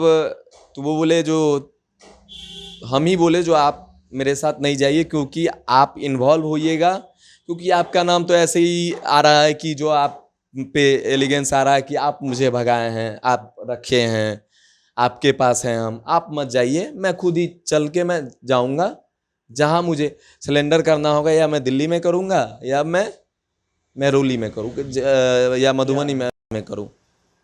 तो मैं ऐसे ही जूस पी रहा था, तो एक बूढ़ा जा रहे थे उधर से, मैं अपने स्टाइल में बात कर रहा था, मतलब बिहारी स्टाइल में, यही सब धीरे से प्रीति से जो क्या करना है क्या नहीं करना है। तो वही बूढ़ा मेरे से पूछे जूस पीने टाइम में, जो अहाँ सब मधुबनी से छियै? हम बोले हाँ। तो अहीं के नाम प्रशांत अछि? हम कहले हाँ, जो कि हम उनको जानते भी नहीं थे। कोई झा जी करके थे, एलन झा या ऐसा कुछ करके? हाँ, एमएन झा। हम उनको जानते भी नहीं थे। बाद में वो बोले कि बउआ हम ही ठमा महरौली गर्ल्स हाई स्कूल में टीचर छलौं हाँ, अब रिटायर कऽ गेलौं हम। उनका गांव का भी नाम मुझे नहीं पता है। वो मुझे बोले जो बउआ की करो वहाँ? कहले जे बाबा, मधुबनी के ही थे? हाँ मधुबनी के ही थे। तो वो बोले बाबा, हमसे पूछे जो की करो वहाँ? हम कहले जे हम सिलेंडर करबे बाबा। अहाँके तऽ मारि देत, रस्ते में मारि देत, कतऽ सिलेंडर करब? हम कहले मधुबनी जाके सिलेंडर करबै। तऽ अहाँके तऽ रस्ते में मारि देत। तऽ ना, अहाँ एतै सिलेंडर कऽ लिअ, हम फ़ोन करै छियै 100 नंबर पर, अहाँके पुलिस आयत लऽ कऽ जायत। एक बार फ़ोन किए नहीं आया, दूसरा बार फ़ोन किए नहीं आया, तीसरा बार फ़ोन किए 100 नंबर पे, तब वो पुलिस आया। एक बुलेट से 2 पुलिस आया और रिसीव किया वहाँ से, उनको भी, बाबा को भी ले गया। बाबा का जो स्टेटमेंट लेना था वो बाबा से स्टेटमेंट लिया। हमसे पूछा जो आप इनको जानते हो? हम बोले हम नहीं जानते हैं इनको। ये भी बोले कि मधुबनी के हैं, वो भी झाजी ही हैं। तो वो मेरे भाषा से ही समझ गए, तो वो भी एज अ मधुबनी के नाते हमको यहाँ पे सिलेंडर करवा दिए। वो वहाँ से निकल गए। उसके बाद हम लोग दोनों को अलग अलग रूम में शिफ्ट किया गया पूछताछ के लिए। दिल्ली पुलिस, आपको जब दिल्ली पुलिस के पास आप सरेंडर किए तो आपको बात करवाया गया परिवार से या मधुबनी पुलिस? दिल्ली पुलिस जब मैं सरेंडर किया उसके बाद उनको वहाँ से भेज दिया गया, बाबा चले गए। उसके बाद मुझे अलग रूम में शिफ्ट किया गया, उसको अलग रूम में, मतलब महिला जो SHO थी, वो महिला SHO के पास स्टेटमेंट देने के लिए गई और मैं मतलब जो जेंट्स SHO के पास स्टेटमेंट देने के लिए मैं गया। वहाँ पे वो मुझे इशारा करके दिखाता है कि वो फाइबर स्टिक देख ले, ऐसे ही करके कि फाइबर स्टिक देख ले, कोना में रखा हुआ है। मैं बोला हाँ ठीक है सर, जो सच्चाई है वो मैं सच्चाई बताऊंगा, एक एक चीज़ सच्चाई बताऊंगा। मेरे सामने में है, वो भी दे रही है स्टेटमेंट। अगर मेरे से कोई भी गलत होगा, अगर वो सही बोलेगी तो आप मारना, कोई दिक्कत नहीं है मुझे। वो मेरे से पूछे जो तुम 3 लाख रुपए लेके निकले थे कैश उनके घर से, जगतपति चौधरी के घर से। और ये भी देख लीजिए कि जब मैं सिलेंडर किया उससे 10 मिनट पहले तक जगतपति चौधरी का मोबाइल ऑफ आ रहा था, और जब सिलेंडर किया, जब पूरा न्यूज पूरा मीडिया में आ गया प्रशांत प्रीति प्रकरण में एक नया मोड़, प्रशांत जिंदा मेहरौली में पकड़ा गया, उसके 5 मिनट बाद जगतपति चौधरी अपना मोबाइल ऑन कर लिए। ठीक है, उसके बाद मेरे से पूछा गया जो तुम 3 लाख रुपया कैश लेके निकले थे। हम बोले नहीं सर, आप उससे भी उधर भी पूछताछ हो रहा है, वो अगर बोलेगी तो हम भी एक्सेप्ट करेंगे। हाँ लेके निकले थे। और क्या लेके गए थे? हम बोले बस 2 चेन लेके वो गई हुई थी, वो 2 चेन बेचे, एक 27,900 में बिका और एक 39,000 में बिका, दोनों का आप टोटल कर लीजिए, इतना का हुआ और ये खर्चा हुआ था। और जब पैसा ख़त्म हुआ तो हम लोग यहाँ आए, सिलेंडर किए हैं। तो उसके बाद पूछताछ हुआ, पूछताछ के बाद मेडिकल के लिए वहाँ पे काफ़ी भीड़ लग गई मीडिया की, जो एक फ़ोटो। तो मेरा मेडिकल के लिए हमको एम्स ले जाना था। मेरे से एज पूछा गया, उसको वहाँ तक वो ठीक थी, वो इसलिए ठीक थी कि उसको ये चीज़ मन में था कि अगर हम 18 बोलेंगे तो मेरा शादी हो जाएगा। लेकिन मेरे दिमाग में ये था कि मेरे पे केस हो चुका है, मैं भी एक पढ़ा लिखा हूँ ना, मेरे पे केस हो चुका है। अगर मैं बोलता हूँ 18 साल से ऊपर या 21 बोल दूंगा जो शादी के इससे, तो मैं 21 का हूँ ही नहीं, तो मैं क्यों बोलूँगा? अगर मेडिकल गलत निकल जाएगा तो फिर तो मैं ही फंसूंगा ना। कौन फंसेगा? मैं ही फंसूंगा ना। तो मैं बोला मेरा 17 है, मेरे से 1 साल वो सही में बड़ी थी। मेरा 17 था, उसका 18 था। वो अपना भी रियलिटी एज बताई, मैं भी अपना रियलिटी एज बताया। उसके बाद वहाँ पे जो भी स्टेटमेंट हुआ उससे भी हुआ। उसके बाद हम लोग को मेडिकल के लिए ऐसे ही बैठाया गया, काफ़ी भीड़ था मीडिया का, तो इसलिए हम लोग को वहाँ पे बैठाया गया अंदर में ही। हम लोग तकरीबन 8:30-9 बजे मेहरौली के थाना के पीछे गेट से हम लोग को ले जाया गया मेडिकल के लिए एम्स में। पहले उसका प्रेगनेंसी का चेकअप किया गया, उसमें वो नॉर्मल आई। उसके बाद एज का क्लेरिफिकेशन के लिए उसका चेकअप किया गया, तो उसका 18 आया, मेरा 17 आया। वहाँ से बैक टू मुझे वहाँ से छोड़ा गया रिमांड होम दिल्ली। अब तक आपको अपने परिवार से बात नहीं करवाया गया था? उससे पहले मुझे वहाँ पे DGP सर अभ्यानंद का फ़ोन आया, तो मुझसे बातचीत हुई। तो मैं बात किया, मैं बोला सर नमस्ते। बोले नमस्ते, कहाँ थे? हम बोले जी सर मुझे पता नहीं था, मैं दार्जिलिंग में था, अब मुझे जब पता चला तो मैं आज सिलेंडर किया हूँ। तो ठीक हो ना? हम बोले हाँ मैं ठीक हूँ। तो बस इतना ही। और प्रीति मेरे बगल में, तब मेरे बगल में बैठी हुई थी, तब प्रीति बोली जो वो कहाँ है? तो मैं बोली जो ये मेरे बगल में है। तो उससे भी बात हुआ, वो भी बोली मैं ठीक हूँ। उसके बाद भाया मीडिया शायद से ABP या आज तक जो भी पहुंचा हो, या जो भी भाया मीडिया, मेरी मम्मी से मुझे बात करवाया गया। मेरी मम्मी ऐसे ही, आप लोगों को पता होगा, पेपर में ऐसे ही निकला था। हम बोले माँ गोर लगै छियो, तो माँ मेरी यही स्टेटमेंट दी थी कि आपकी गोर लगै छै, आप तो तू बर्बाद कऽ देलें। शायद आप लोग सुने भी होंगे, और वो पेपर में भी आया हुआ था।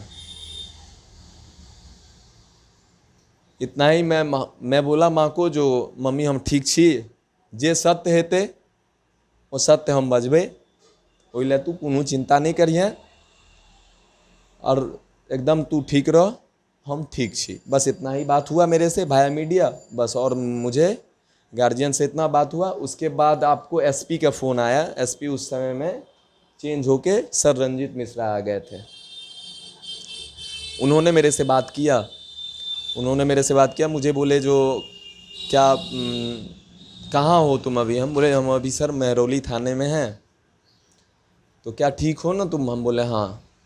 तो ठीक है, तुम वहीं रहो और तुमको रहना पड़ेगा, आज और कल तुमको वहीं रहना पड़ेगा। और परसों यहाँ से बिहार पुलिस जा रही है, वहाँ ट्रांजिट रिमांड लेगी, तुम परसों वापस आओगे बिहार। तो मैं वहाँ से फिर मैं बोला ही हूँ कि मेडिकल के लिए मैं वहाँ से चला गया, मेरा मेडिकल हुआ, मैं वहाँ से फिर back to remand home Delhi, वो भी back to girl remand home Delhi. उसको भी भेज दिया गया, मुझे भी भेज दिया गया। उसके बाद अगले दिन मेरा पेशी था 12 बजे वहाँ पे, दिल्ली में जुबनाइल कोर्ट में।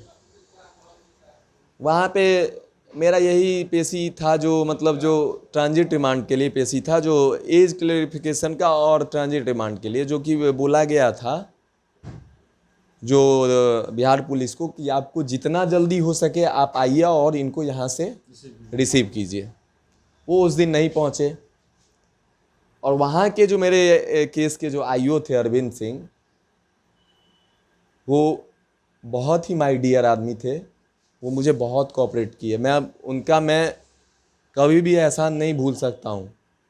मुझे बहुत कोऑपरेट किए। मैं जेल के अंदर गया तो मैं रोने लगा। मैं अभी भी रो दूंगा। मैं उनको यही बोला कि सर मेरा लाइफ बर्बाद हो गया। बोले बेटा तुम टेंशन मत लो, तुम्हारा लाइफ बर्बाद नहीं हुआ है। अगर तुम्हारा लड़की अगर साथ दे देगी 164 स्टेटमेंट में तो तुम बच जाओगे। और तुम तो जुबनाइल हो, तुम्हारा गवर्नमेंट जॉब भी होगा, सब कुछ होगा तुम्हारा। तब मुझे थोड़ा हिम्मत आया, मेरे दिल में थोड़ा सुकून मिला कि चलो मैं इतना तक तो मुझे है, जो मैं यहाँ तक बचा हुआ हूँ कि जो मैं फ्यूचर में अगर कुछ करना चाहूँगा तो मैं कुछ कर सकता। तो रात में मैं 11 बजे वहाँ गया। 11 बजे जो बात है वहाँ पे वही बोले कि ये लड़का वैसा लड़का नहीं है, क्योंकि दिल्ली में बहुत सारे बहुत गलत तरीके से बहुत गलत आदमी सब जाते हैं।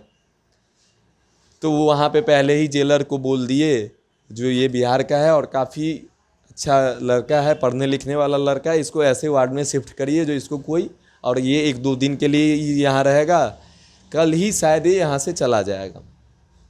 अगला दिन वो मुझे आए खुद, जो कि जेल के गाड़ी से सबको वहाँ पे ले जाया जाता था, मतलब कोर्ट, वो खुद अपने गाड़ी से मुझे ले गए कोर्ट। उनके पास स्विफ्ट था, उस खुद अपने 4 व्हीलर से ले गए।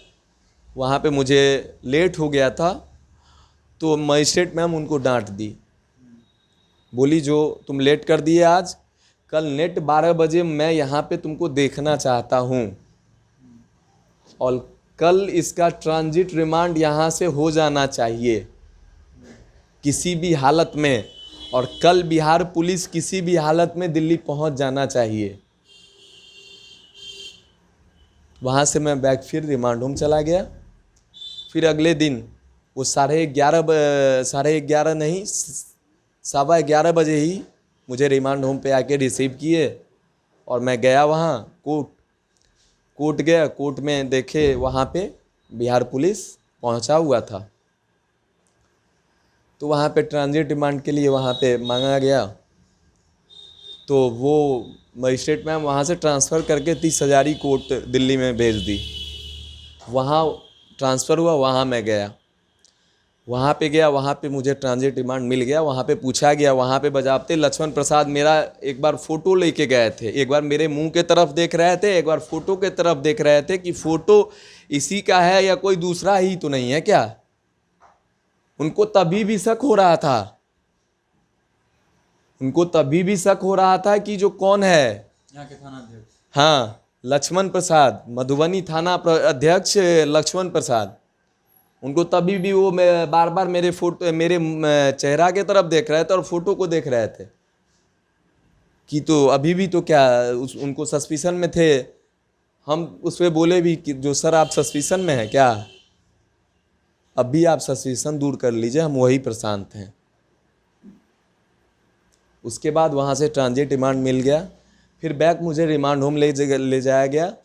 9 बजे रात में ट्रेन था, 8:45 में खुलती है स्वतंत्रता सेनानी नई दिल्ली से, अभी भी उसका टाइम वही है। उसी से हम लोग रवाना हुए। अब तक आप लोग दिल्ली में थे, मतलब बिहार निकले यहाँ से, एक तरह से भाग करके आप लोग यहाँ से निकले। और जब आपको घटना का पता चला कि हाँ इस तरह की घटना हो रही है, मधुबनी में हिंसात्मक घटना प्रखंडों में हो रही है, तो इस बीच में जब आप रिमांड पे थे तो आपको प्रीति से बात हो रही थी, तो आप लोग कुछ प्लान कर रहे थे क्या करना है नहीं करना है, गलती हो गई? जब मैं ट्रेन में ही मुझे बातचीत हुई, जब मैं बॉगी में जा रहा था ना, ट्रेन खुलने लगी थी, लेट हो गया था, ट्रेन खुल गई थी, हम लोग दूसरे बॉगी में चढ़ गए और हम लोग बॉगी से बॉगी जा रहे थे। तभी मैं बोला कि प्रीति जो सच्चाई है वो सच्चाई बोलना, जैसे यहाँ पे तुम सच्चाई बोले हो वैसे ही सच्चाई बोलना, क्योंकि तुम पे केस नहीं है, केस मेरे पे है। मेरे फादर यहाँ पे नहीं है, मेरे फादर दिल्ली में ही थे उस टाइम में, और मेरे तरफ से केस नहीं किया गया,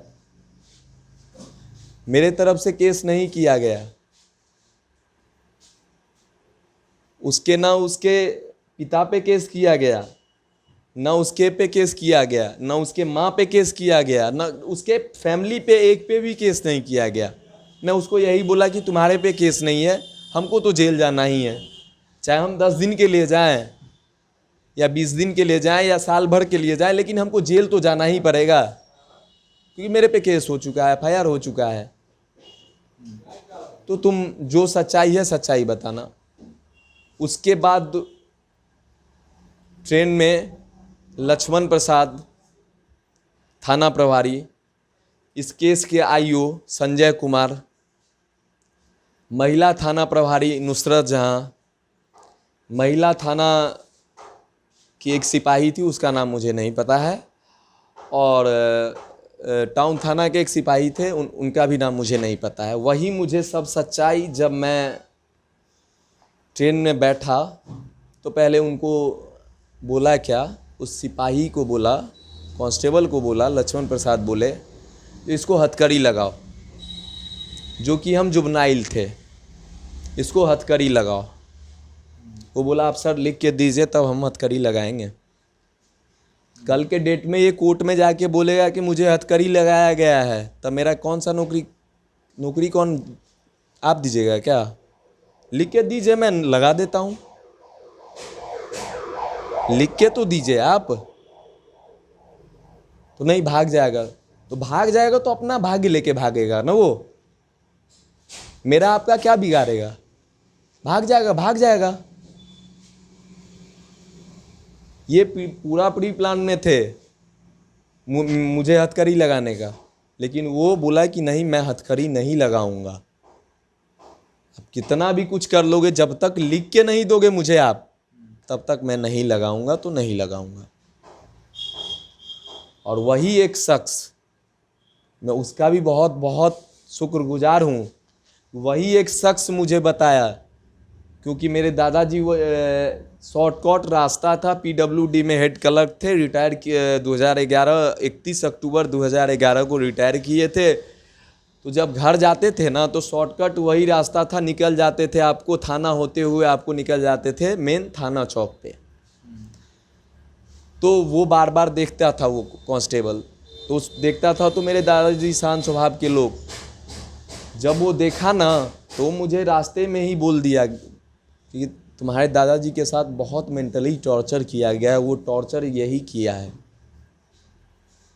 लक्ष्मण प्रसाद। वही ये बात भी खोला कि 10 लाख रुपया SP सौरभ कुमार से लेकर के और लक्ष्मण प्रसाद तक को दिया गया है। कि अगर प्रशांत सही सलामत अगर मिल जाता, अगर ये कांड अगर नहीं होता, अगर सही सलामत अगर हम मिलते तो मेरा हड्डी गुड्डी तोड़ ताड़ के तब मुझे जेल भेजा जाता। इसलिए 10 लाख रुपया वो सौरभ कुमार से लेकर के लक्ष्मण प्रसाद तक में वो दिए हुए थे। ये आपको ट्रेन में बताया गया? हाँ, सब कुछ बताया गया मुझे, एक एक चीज़ बताया गया मुझे। जो ऐसे ऐसे टॉर्चर हुआ, ऐसे हाजत में रखा गया, आपके दादाजी को, आपके चाचा को खाना के लिए बोलते थे तो उसके लिए गाली देते थे। ये उनसे और उस आईओ संजय कुमार से, वहाँ का सब जितना भी कांस्टेबल से लेकर के और जो भी उस रैंक से, मतलब जो नीचे पदाधिकारी, जो भी कांस्टेबल रैंक के जो भी थे, सब उस दोनों से खफा चल रहे थे इस मैटर को लेकर के, कि सबके कान में भनक चला गया था कि ये तीनों डील कर चुका है। और जब हम ट्रेन से उतर के हाजीपुर में ऐसे ही हाजीपुर में ट्रेन रुका तो मेरे ही बॉगी में आकर के एक मीडिया वाला पूछा कि प्रशांत प्रीति इसी में है क्या? तो वो कांस्टेबल बोला नहीं, सब सिविल ड्रेस में था, कोई ड्रेस में नहीं था, सब सिविल में था। तो वो बोला नहीं, इसमें नहीं है। उसके बाद हम लोग वहाँ से फिर ट्रेन खुली तो लक्ष्मण प्रसाद सर रंजीत मिश्रा एसपी को फ़ोन किए तो सर वहाँ का कैसा हालत है? तो सर बोले जो यहाँ 200 आदमी तकरीबन मेरे आवास के सामने में खड़ा है सिर्फ एक झलक पाने के लिए उसका। आज ऐसा करिए कि आप इसको मुजफ्फरपुर में ही रोकिए। वहाँ पे रात भर हम और कांस्टेबल एक रूम में सोए, ठीक है, 3 रूम लिया गया, हम और कांस्टेबल एक रूम में सोए। और वो लक्ष्मण प्रसाद और संजय जो इस केस का आईओ था, वो दोनों एक रूम में सोया। और महिला थाना प्रभारी और महिला कांस्टेबल और प्रीति एक रूम में सोई। जब हम खाना खा लिए, मुझे खाने में का मन नहीं हो रहा था तो हमको बोले जो खाओ, हम बोले जो हमको चावल खाना है, मंगवाइए आप चावल, मुझे चावल खाना, मुझे रोटी नहीं खाना। तो नहीं मिलेगा चावल, हम बोले नहीं खाएंगे, तब नहीं खाएंगे, छोड़िए, हटाइए, हम नहीं खाएंगे। तो ठीक है, हम तुम्हारे लिए चावल मंगवा देते हैं। उसके बाद मुझे पता लगा कि ये लोग भर रात उसको बैठा के एक रूम में, महिला कांस्टेबल भी थी वहाँ पे, महिला थाना प्रभारी भी थे, और जो इस केस के आईओ संजय कुमार वो भी थे, और थाना प्रभारी मधुबनी लक्ष्मण प्रसाद ये भी थे। और ये बात मुझे पता नहीं चलता, लेकिन मेरे जो जेंट्स कांस्टेबल थे जो मेरे साथ सो रहे थे, वो मुझे बताए कि प्रशांत देखो रूम बंद हो करके मीटिंग चल रही है। बोले चलने दीजिए, अगर लड़की मेरा फेवर में अगर स्टेटमेंट देगी तो कोई दिक्कत नहीं है, नहीं देगी तो क्या होगा, जेल ही जाएंगे ना, जेल ही जाएंगे। और अगर मेरे फेवर में स्टेटमेंट नहीं देगी तो उस पर भी केस होगा ना, केस तो उस पर भी होगा। फिर यही सब बात हुई। उसके बाद जब हम लोग सुबह हुआ 8:30 बजे वहाँ से हम लोग स्कॉर्पियो एक बुक हुआ, स्कॉर्पियो में मुझे पीछे में बैठाया गया, वो भी आप देख लीजिए। पीछे में हम बैठे, पीछे में वो कांस्टेबल बैठा, बीच में बैठा संजय, और उसके बीच में बैठी प्रीति, इस साइड बैठी नुसरत महिला थाना प्रभारी, और पीछे में ही लेडीज कांस्टेबल बैठी हुई थी, आगे में बैठा था लक्ष्मण प्रसाद, ठीक है। तभी भी यही चीज़ संजय कुमार आईओ, जो हुआ सो भूल जाओ बेटी, यही बोलना कि मुझे अब पापा के साथ जाना है। तो हम इसे बार बार यही पिंच कर रहे थे पीछे से कि जो सच्चाई है प्रीति, हम बार बार यही चीज़ बोल रहे थे, सुना के बोल रहे थे कि सच्चाई जो है प्रीति वही बोलना, इन लोगों के कहने पे मत बोलना, जो सच्चाई है वो तुम बोलना। कि अगर हम तुमको ले गए, कि तुम हमको ले गए, क्या हुआ क्या नहीं हुआ, कहाँ तुम रहना चाहते हो, कहाँ जाना चाहते हो, सो तुम सच्चाई बोलना। उसके बाद वो एक स्टेटमेंट मुझे बोली कि मेरे पे केस नहीं ना है। हम बोले नहीं, तुम पे एक भी केस नहीं है। तो चलो ठीक है, मैं अगर ये बात भी मुझे वो बोल दी कि अगर मेरे पे केस होगा, अगर मुझे जेल जाना पड़ेगा, मैं तुम्हारे डिफीट हो जाऊंगा। तभी भी हम उसको बोले तुम पे एक भी केस नहीं है, तुम आराम से घर जाओगी, जेल हम ही जाएंगे।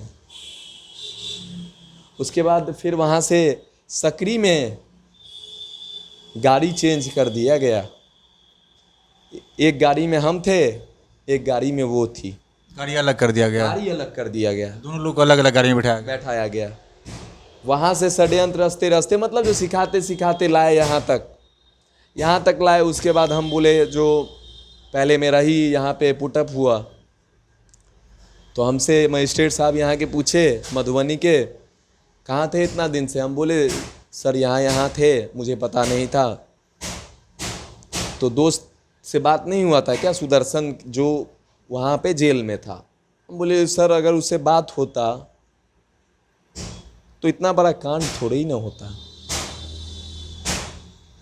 सबका तो नाम दिया गया है, तो चलो ठीक है, जाओ तुम, तुम्हारा तो दोस्त वहाँ मिल ही जाएगा दरभंगा में, जाओ। मैं वहाँ से बैग मुझे ले जाया गया।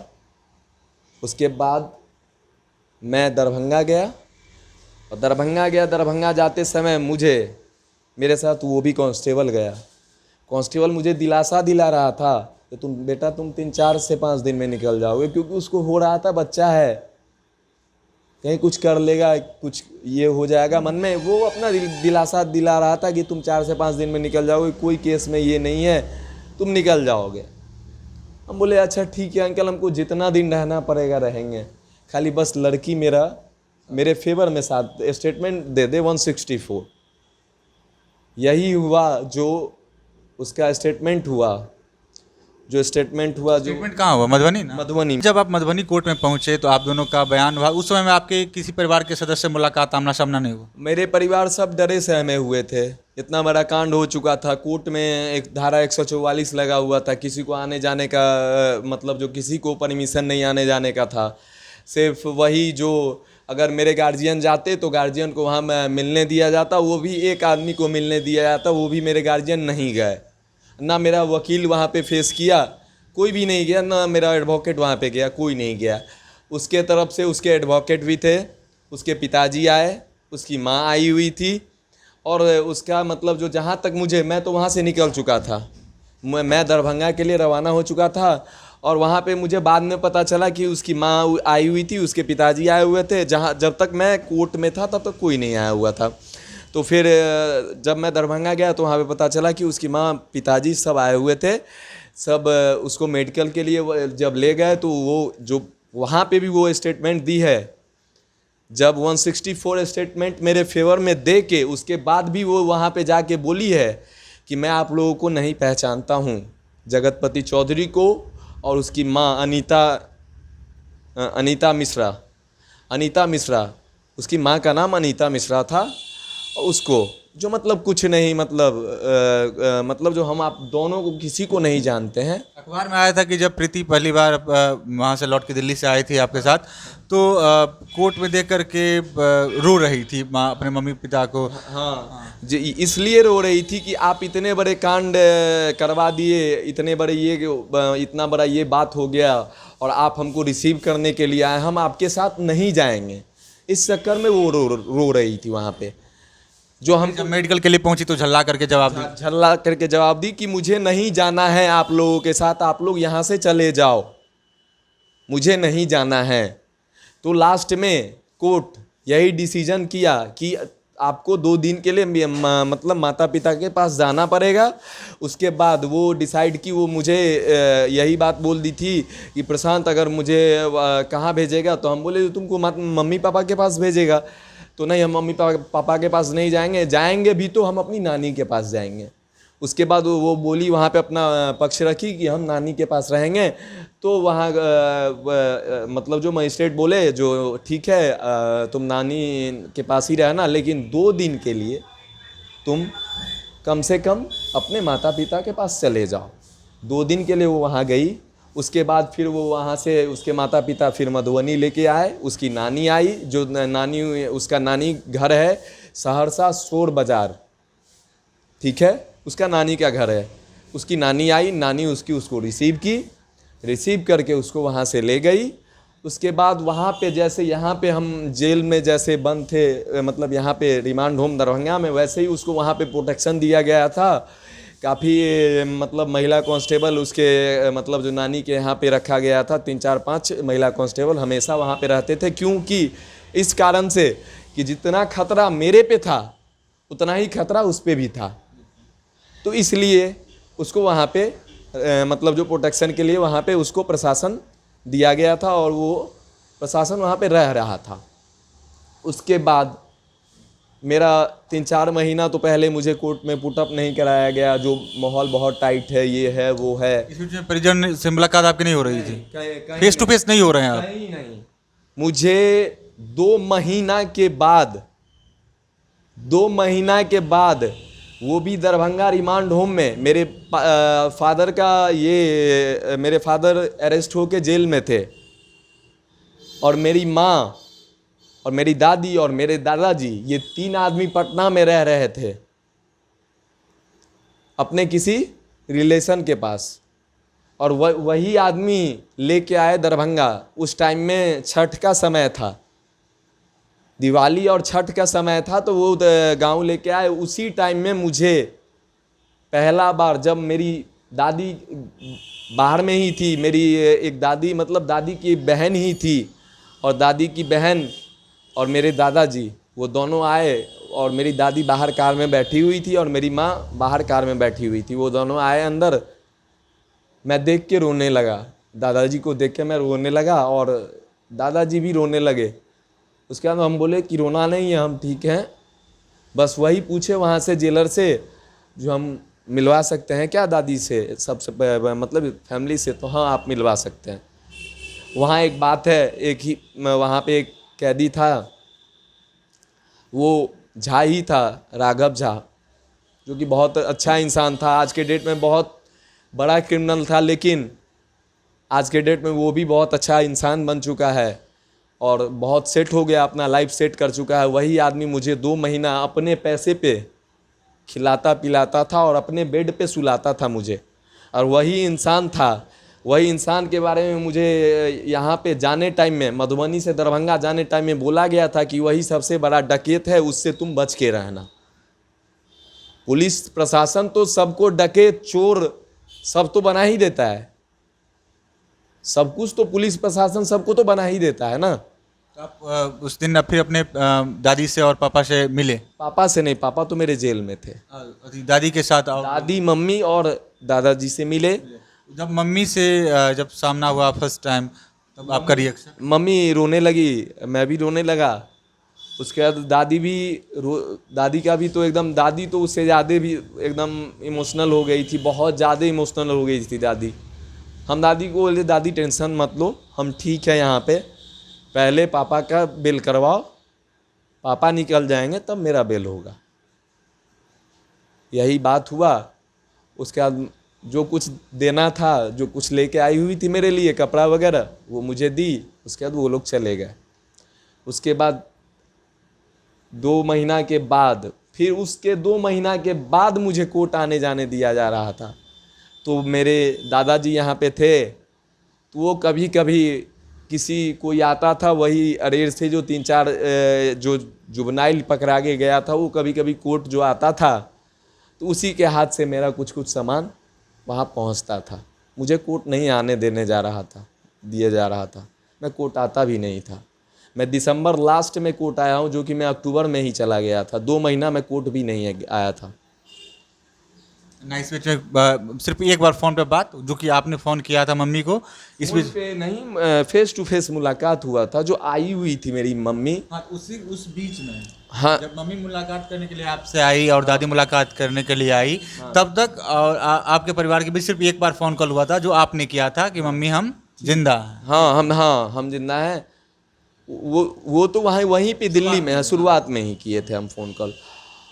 और जिस दिन हम सिलेंडर किए, उसी दिन उस लाश का दाह संस्कार होने के लिए जीवच पुल के नीचे में उस दिन लाश दे दिया गया था। हाँ दे दिया गया था। और उस दिन प्लानिंग था कि अरेर थाना और 2-3 थाना और लालू रामविलास पासवान, लालू प्रसाद यादव दोनों रोड पे निकल गए थे।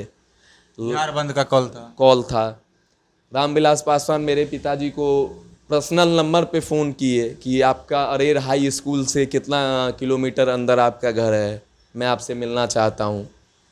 लेकिन उसी दिन मैं मिल गया तो वहाँ पे उन दोनों को गिरफ़्तार कर लिया गया और वो लोग जेल चले गए, गिरफ़्तार हो गए। 2 घंटा के बाद उन लोगों को बेल हुआ, बेल पे निकले। और ये यहाँ पे इधर लाश का जो प्रक्रिया था वो चल रहा था। लाश जला। अंतिम संस्कार उसी दिन हुआ जिस दिन आप मिले थे? जी हाँ, उसी दिन सुबह सुबह अंतिम संस्कार हुआ। दोपहर में आपकी रिकवरी की खबर है? हाँ रिकवरी, हाँ यही रिकवरी की खबर आई। उसके बाद सब यही सोच रहे थे कि जो अब क्या हम लेके वो जो अंत्योष्टि बोला जाता है, जो गंगा में जो अस्थि, वही अस्थि को जो हम वो प्रवाह करें, किसका था किसका नहीं था। आज तक भी चाहे वो आयोग हो, आयोग तो अपना रिपोर्ट भी दे दिया कि प्रशांत की दादी अगर लाश मांग रही थी, अगर उस लाश को 3rd पर्सन कोई लेने वाला नहीं था तो क्यों नहीं दे दिया गया। और मैं अभी भी बोलता हूँ कि कभी भी स्टूडेंट यूथ कहीं भी, चाहे वो बिहार हो या वो दिल्ली हो या कोलकाता हो, कोई भी स्टेट हो, स्टूडेंट यूथ सबसे बड़ा यूथ होता है। उसके आगे में किसी का भी नहीं चल सकता है। वही यूथ था जो इतना बड़ा कांड हुआ। अगर ऐसा था तो क्यों नहीं लाश दे दिया गया। यही चीज़ तो आयोग भी बोला और आयोग मेरे फैमिली को बरी कर दिया गया है। आयोग से मेरे फैमिली को बरी कर दिया गया है। मामले में कुछ छात्र नेताओं पर भी मुकदमे दर्ज हुए थे। उन लोग की संलिप्तता किस तरह की थी? संलिप्तता किसी तरह की नहीं थी। वो लोग भी एज ए स्टूडेंट थे, वो लोग भी एज ए छात्र नेता, और वो लोग भी समझ रहे थे कि वो भी स्टूडेंट है, जो हम उसका सहयोग करें। उन लोगों को पता चला कि जगतपति चौधरी मरवा दिया है, जगतपति चौधरी मरवा दिया है और मतलब जगतपति चौधरी भाग गया है, तो इसलिए वो लोग प्रोटेस्ट कर रहे थे। वही प्रोटेस्ट में इतना बड़ा ये बात हो गया। जब कोर्ट में आए, जब कोर्ट में आपका बयान होना शुरू हुआ तो प्रीति का भी बयान शुरू हुआ होगा? नहीं, मेरे साथ नहीं हुआ। मैं जब चला गया दरभंगा उसके बाद उसका बयान हुआ। उस समय फिर प्रीति गाड़ी में ही बैठी हुई थी। जब मैं जाने लगा तो मेरे तरफ देख के हंसी, और हंसते हुए मैं सीधे, मुझे गाड़ी में बैठाया गया और मैं सीधे वहाँ से दरभंगा निकल गया। और मुझे नेक्स्ट डे मुझे पता चला कि मेरे फेवर में 164 का स्टेटमेंट मेरे फेवर में दी है। तब मुझे थोड़ा ये भरोसा हुआ कि चलो ठीक है। जो वो यहाँ पे वो कोर्ट में ये भी पता चला मुझे, जो कोर्ट में बोल रही थी कि जो मुझे प्रशांत के साथ ही रहना है, प्रशांत कब जेल से निकलेगा। तो मजिस्ट्रेट यही बोले कि प्रशांत का बेल होगा तब प्रशांत निकलेगा, तो प्रशांत के घर जाना है मुझे। तो मेरे फैमिली वाले डर से वहाँ नहीं गए थे। और बात ये था कि मैं तो अंडर एज था, अगर ऐसा ही अगर करना था तो ठीक है, आप उस दिन मेरे फैमिली को, ठीक है आप उस दिन वहीं रखते, कहीं भी रख सकते थे, गेस्ट हाउस में रख सकते थे। मेरे फैमिली को इन्फॉर्म करते कि आप अगर लेना चाहते हैं, रिसीव करना चाहते हैं तो आप रिसीव कर लीजिए। लेकिन कोई कॉल नहीं किया गया, कुछ नहीं किया गया। तो मेरे पिताजी लोग डरे सहमे हुए थे, मेरा पूरा फैमिली डरा सहमा हुआ था, तो कोई नहीं गया। उसके बाद केस तारीख चलता रहा। हम 15-16 महीना हम जेल में रहे, और 16 महीना में मुझे हाई कोर्ट से बेल मिला, और हाई कोर्ट से इस ग्राउंड पे बेल मिला है कि अगर मैं दोबारा कुछ कर रहा हूं, तो मेरे पिताजी को सबसे पहले पकड़ा जाएगा। क्यों पकड़ा जाएगा? आज मैं बालिग हो गया हूं, 21 साल का मेरा उम्र हो गया। अब अगर मैं कुछ मैरिज कर रहा हूं, कोर्ट मैरिज ही करूंगा या कुछ भी करूंगा, तो क्या पकड़ लिया जाएगा क्या? यही कानून है क्या? कानून क्या कहता है? 18 लड़की 21 लड़का। फिर उस घटना के मतलब ये आपके जेल से निकलने के बाद प्रीति से बात नहीं हुई आपको? मुझे बात नहीं हुई। आपने कभी कोशिश की प्रीति से बात? मैं बहुत कोशिश किया। मैं जेल के अंदर ही जो मैं कोशिश किया कि बात हो जाए, बात हो जाए, बात हो जाए। एक दिन फ़ोन भी उठाई उसी नंबर पे? उसी नंबर पे, और मैंने हेलो भी बोला। मतलब जब आप जेल से बाहर आ गए थे उसके बाद की बात? हाँ। और हेलो भी बोला मैं, और मेरा आवाज़ पहचान के, और वो फ़ोन काट दिया। और फिर बैक में फ़ोन किया तो मैं हेलो हेलो करते रह गया, लेकिन वो उधर से हेलो नहीं बोली। उसके बाद मैंने कुछ नहीं किया। मैं एक दिन ऐसे ही बैठा हुआ था, खाली बैठा हुआ था, उसका आईडी ऐसे ही चेक करते करते करते करते मिला उसका आईडी फेसबुक पे? फेसबुक पे। उस पर मैं देखा एक लड़के के साथ एकदम क्लोजनेस फ़ोटो। ये आप 2013 की बात बता? 2014 की। जब मैं जेल से निकला उसके बाद का बात बता रहा हूँ। फ़ोटो तो मैं समझ गया कि मुझे धोखा मिल गया। और जब मैं जेल में ही था तभी गवाही वो दी थी, जो कि मैं मेरे गांव के जो मेन आदमी का नाम ली थी। मैं नाम नहीं लेना चाहता हूँ, वो उन लोगों का कोई इन्वॉल्वमेंट नहीं था। उसने प्रीति ने नाम लिया था? नाम लिया था। प्रीति को कैसे पता था वो नाम ले ली? उसके पिताजी को पता था। उसके पिताजी यहाँ आके मेरे दादाजी के बारे में बोले थे कि चंडेश्वर झा बहुत बड़ा क्रिमिनल है, उसको यहाँ पे मार पीट के भगाया गया है। तो जगतपति चौधरी एंड टीम द्वारा सिखा करके नाम डलवाया गया? नाम, हाँ, सब कुछ करवाया गया था। जो प्रशांत को बात भी होता है था फैमिली से, और उसके गांव के 3-4 आदमी को, मुख्य आदमी को पता था, जो कि किसी को कुछ नहीं पता था। इस मामले में किसी को कुछ नहीं पता था। जब 2014 में आपने फेसबुक आईडी पे ढूंढने की कोशिश की प्रीति को, तो आपने फोटो देखी, तो उस समय प्रीति पुनः प्रेम प्रसंग में थी या शादी हो गया था? पुनः प्रेम प्रसंग में थी। मैं देखा कुछ भी नहीं, न जो होता है एक शादी का जो रस्म होता है, जो चूड़ी वगैरह पहनना, वो कुछ नहीं। जैसे मुझे लगा कि पुनः वो प्रेम प्रसंग में आ चुकी है, मैं वहाँ से बैक हो गया। मैं बोला कि कोई बात नहीं, चलो, जो भगवान करते हैं वो अच्छाई के लिए करते हैं। अगर आज मैं सत्य था तो सत्य का वही विजय हुआ, जो मुझे आज मधुबनी न्यायिक जांच आयोग, गोलीकांड न्यायिक जांच आयोग मेरी फैमिली को बरी कर दिया। और मैं ये भी मुझे भरोसा है कि मेरे फैमिली पे अभी भी 7 केस है, और मेरे गांव के जितने भी 11 आदमी हैं रेस्ट, उन पे भी 3-4 केस है। मुझे अभी भी भरोसा है, पूरे ज़िला में बोल रहा हूँ, मुझे अभी भी भरोसा है कि हम जीतेंगे, हम जीतेंगे, सत्य जीतेगा। प्रशांत, इतना बड़ा कांड हुआ, आपने सारी बातों को बताया है, लगभग में सारे विषयों पे हम लोगों ने विस्तार से बात किया है। अगर हम संक्षेप में बात करें अगर, तो गलती कहाँ हुई थी?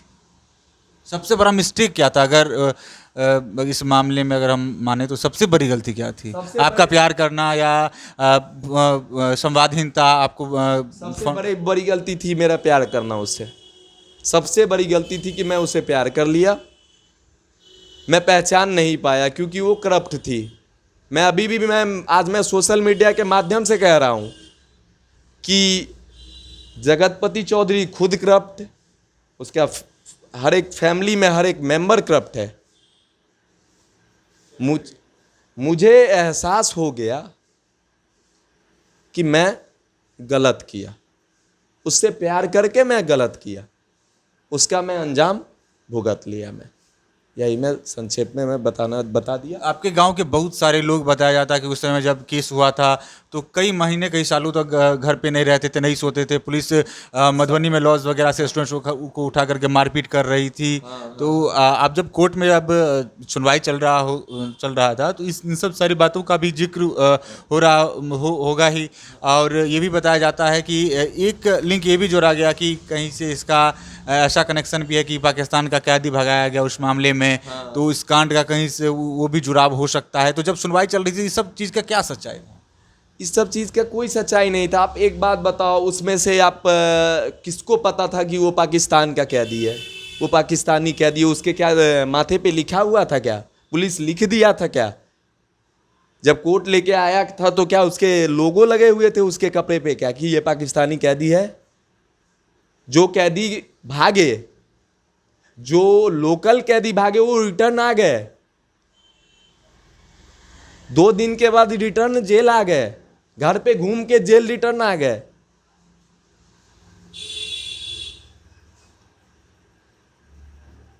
वो अपना पाकिस्तानी था, वो चला गया। सामान्य घटना थी। सामान्य घटना थी। जब आप जेल से छूट करके आए तो आप अपने दोस्तों से मिले होंगे, परिवार वालों से मिले होंगे, क्या रिएक्शन था? क्या रिएक्शन था? यही सब, मुझे अपने आप पे गिल्टी महसूस हो रहा था जो मैं एक मोहरा बन गया। मैं एक मोहरा बन गया। हासिल तो मुझे कुछ नहीं हो पाया, मैं एक मोहरा बन गया। यही रिएक्शन था। मुझे गिल्टी फील हो रही थी। मैं घर से निकल नहीं रहा था। मैं लगभग 6th मंथ, मेरे काफ़ी मित्र मिलने के लिए मेरे घर पे आए। मैं कहीं बाहर नहीं, सबको मैं घर पे बुलाता था मैं, लेकिन बाहर कहीं नहीं निकलता था। रिश्तेदारों के पास आने जाना बंद हो गया होगा। सब जगह मुझे आना जाना, मुझे गिल्टी महसूस हो रहा था कि मैं कैसे जाऊं, क्या करूं, कैसे जाऊं, मैं किस मुंह से जाऊं, किस मुंह से उन लोगों के पास जाऊं।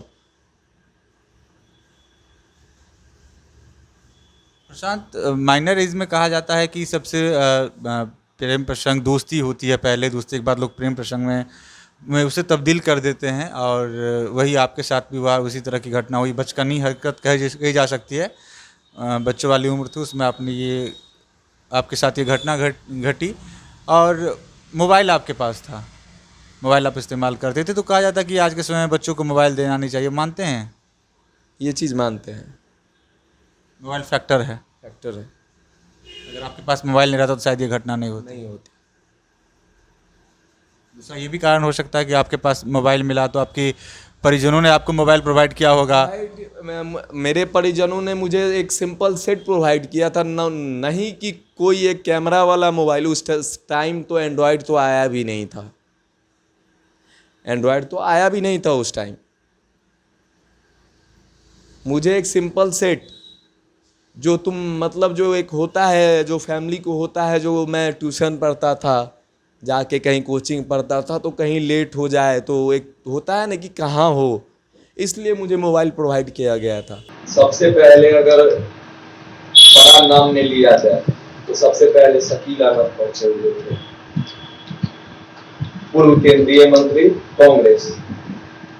उन्होंने आके बोला कि न्याय मिलेगा, और प्रशांत और निशांत दोनों को न्याय मिलेगा। उसके बाद अब्दुल बारी सिद्दीकी, जो कि उस टाइम के विधायक शायद से वो वहां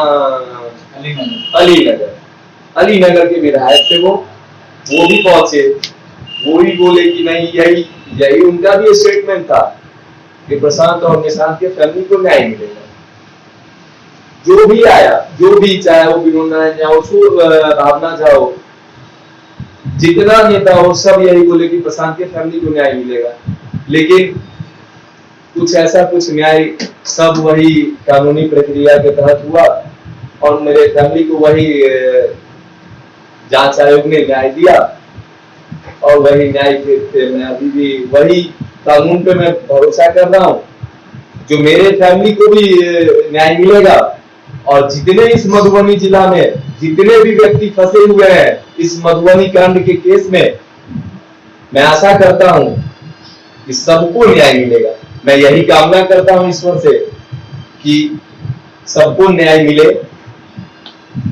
आपकी घटना में निशांत नाम का आपने जिक्र किया है, तो मुझे याद आ रहा है, निशांत नाम का एक युवक की भी मौत हुई।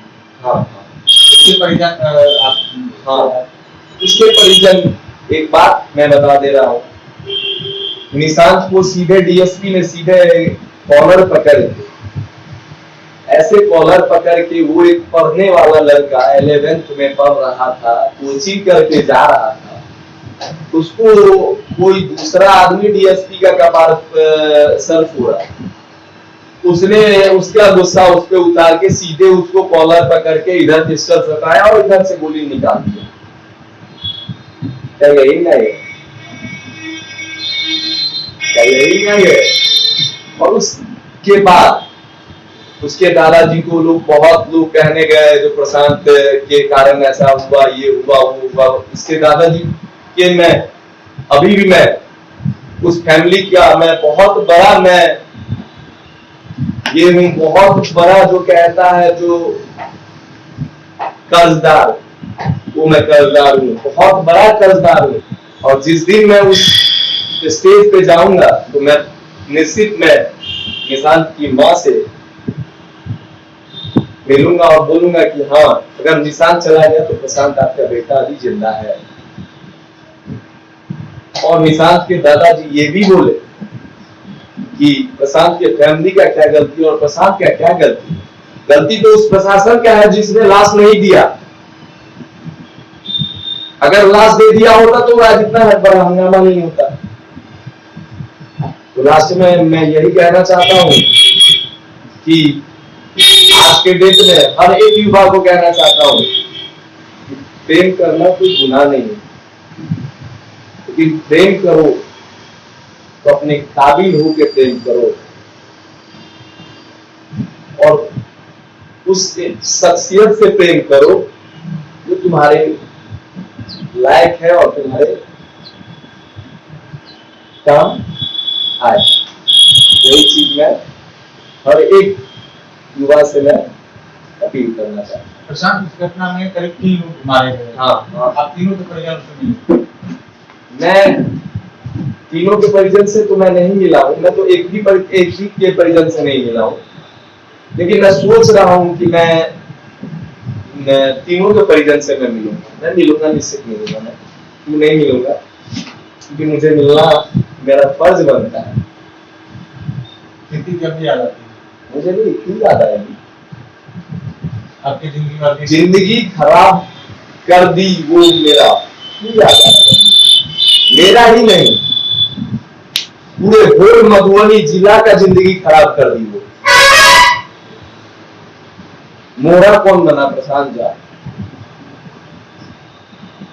अगर हाँ आज वो मेरे साथ रहती, आज फक्र के साथ मैं भी बोलता कि चलो ठीक है जितना कुछ भी हुआ, लेकिन वो भी मेरे साथ है, इसलिए उसके बारे में मैं ना नाम सुनना चाहता हूँ, ना उसका चेहरा देखना चाहता हूँ, ना उसका कुछ भी नहीं देखना चाहता हूँ। प्रशांत अभी प्रेम में? मैं नहीं। लव मैरिज करेंगे, अरेंज मैरिज? अब आगे देखिए क्या होगा। शादी करेंगे? शादी करेंगे। प्रशांत, सवाल आपसे लेंगे। आप पर घटना को लेकर के गाना भी बना, इसमें मेरे भवानीगढ़ मधुबनी जिला से जो गायक गिरफ्तारी भी हुई। हाँ, तो गिरफ्तारी गायक से आपको मुलाकात बात? कुछ भी नहीं, मैं जेल में था तो सुना जो उसकी गिरफ्तारी भी हो गई, उसको शायद से स्टेशन पे मारपीट भी हुआ, और वो शायद से अपने ही बेनीपट्टी प्रखंड का ही था। और आप पे फिल्म भी बनाई गई थी, फिल्म बनाई गई, हाँ, लेकिन उसमें भी कहानी में छेड़छाड़ किया गया, कहानी में बहुत छेड़छाड़ किया गया, बहुत ज्यादा। आपसे बात किया गया था? कोई किसी से नहीं बात किया गया। मीडिया में खबरें आई, उसके आधार पे हाँ वो कहानी बन गई। ये भी खबर आती है कि आने वाले समय में आपके साथ जो प्रोडक्शन वाले बात कर रहे हैं, हाँ बन सकता है, वो सच्चाई है, वो बनेगी।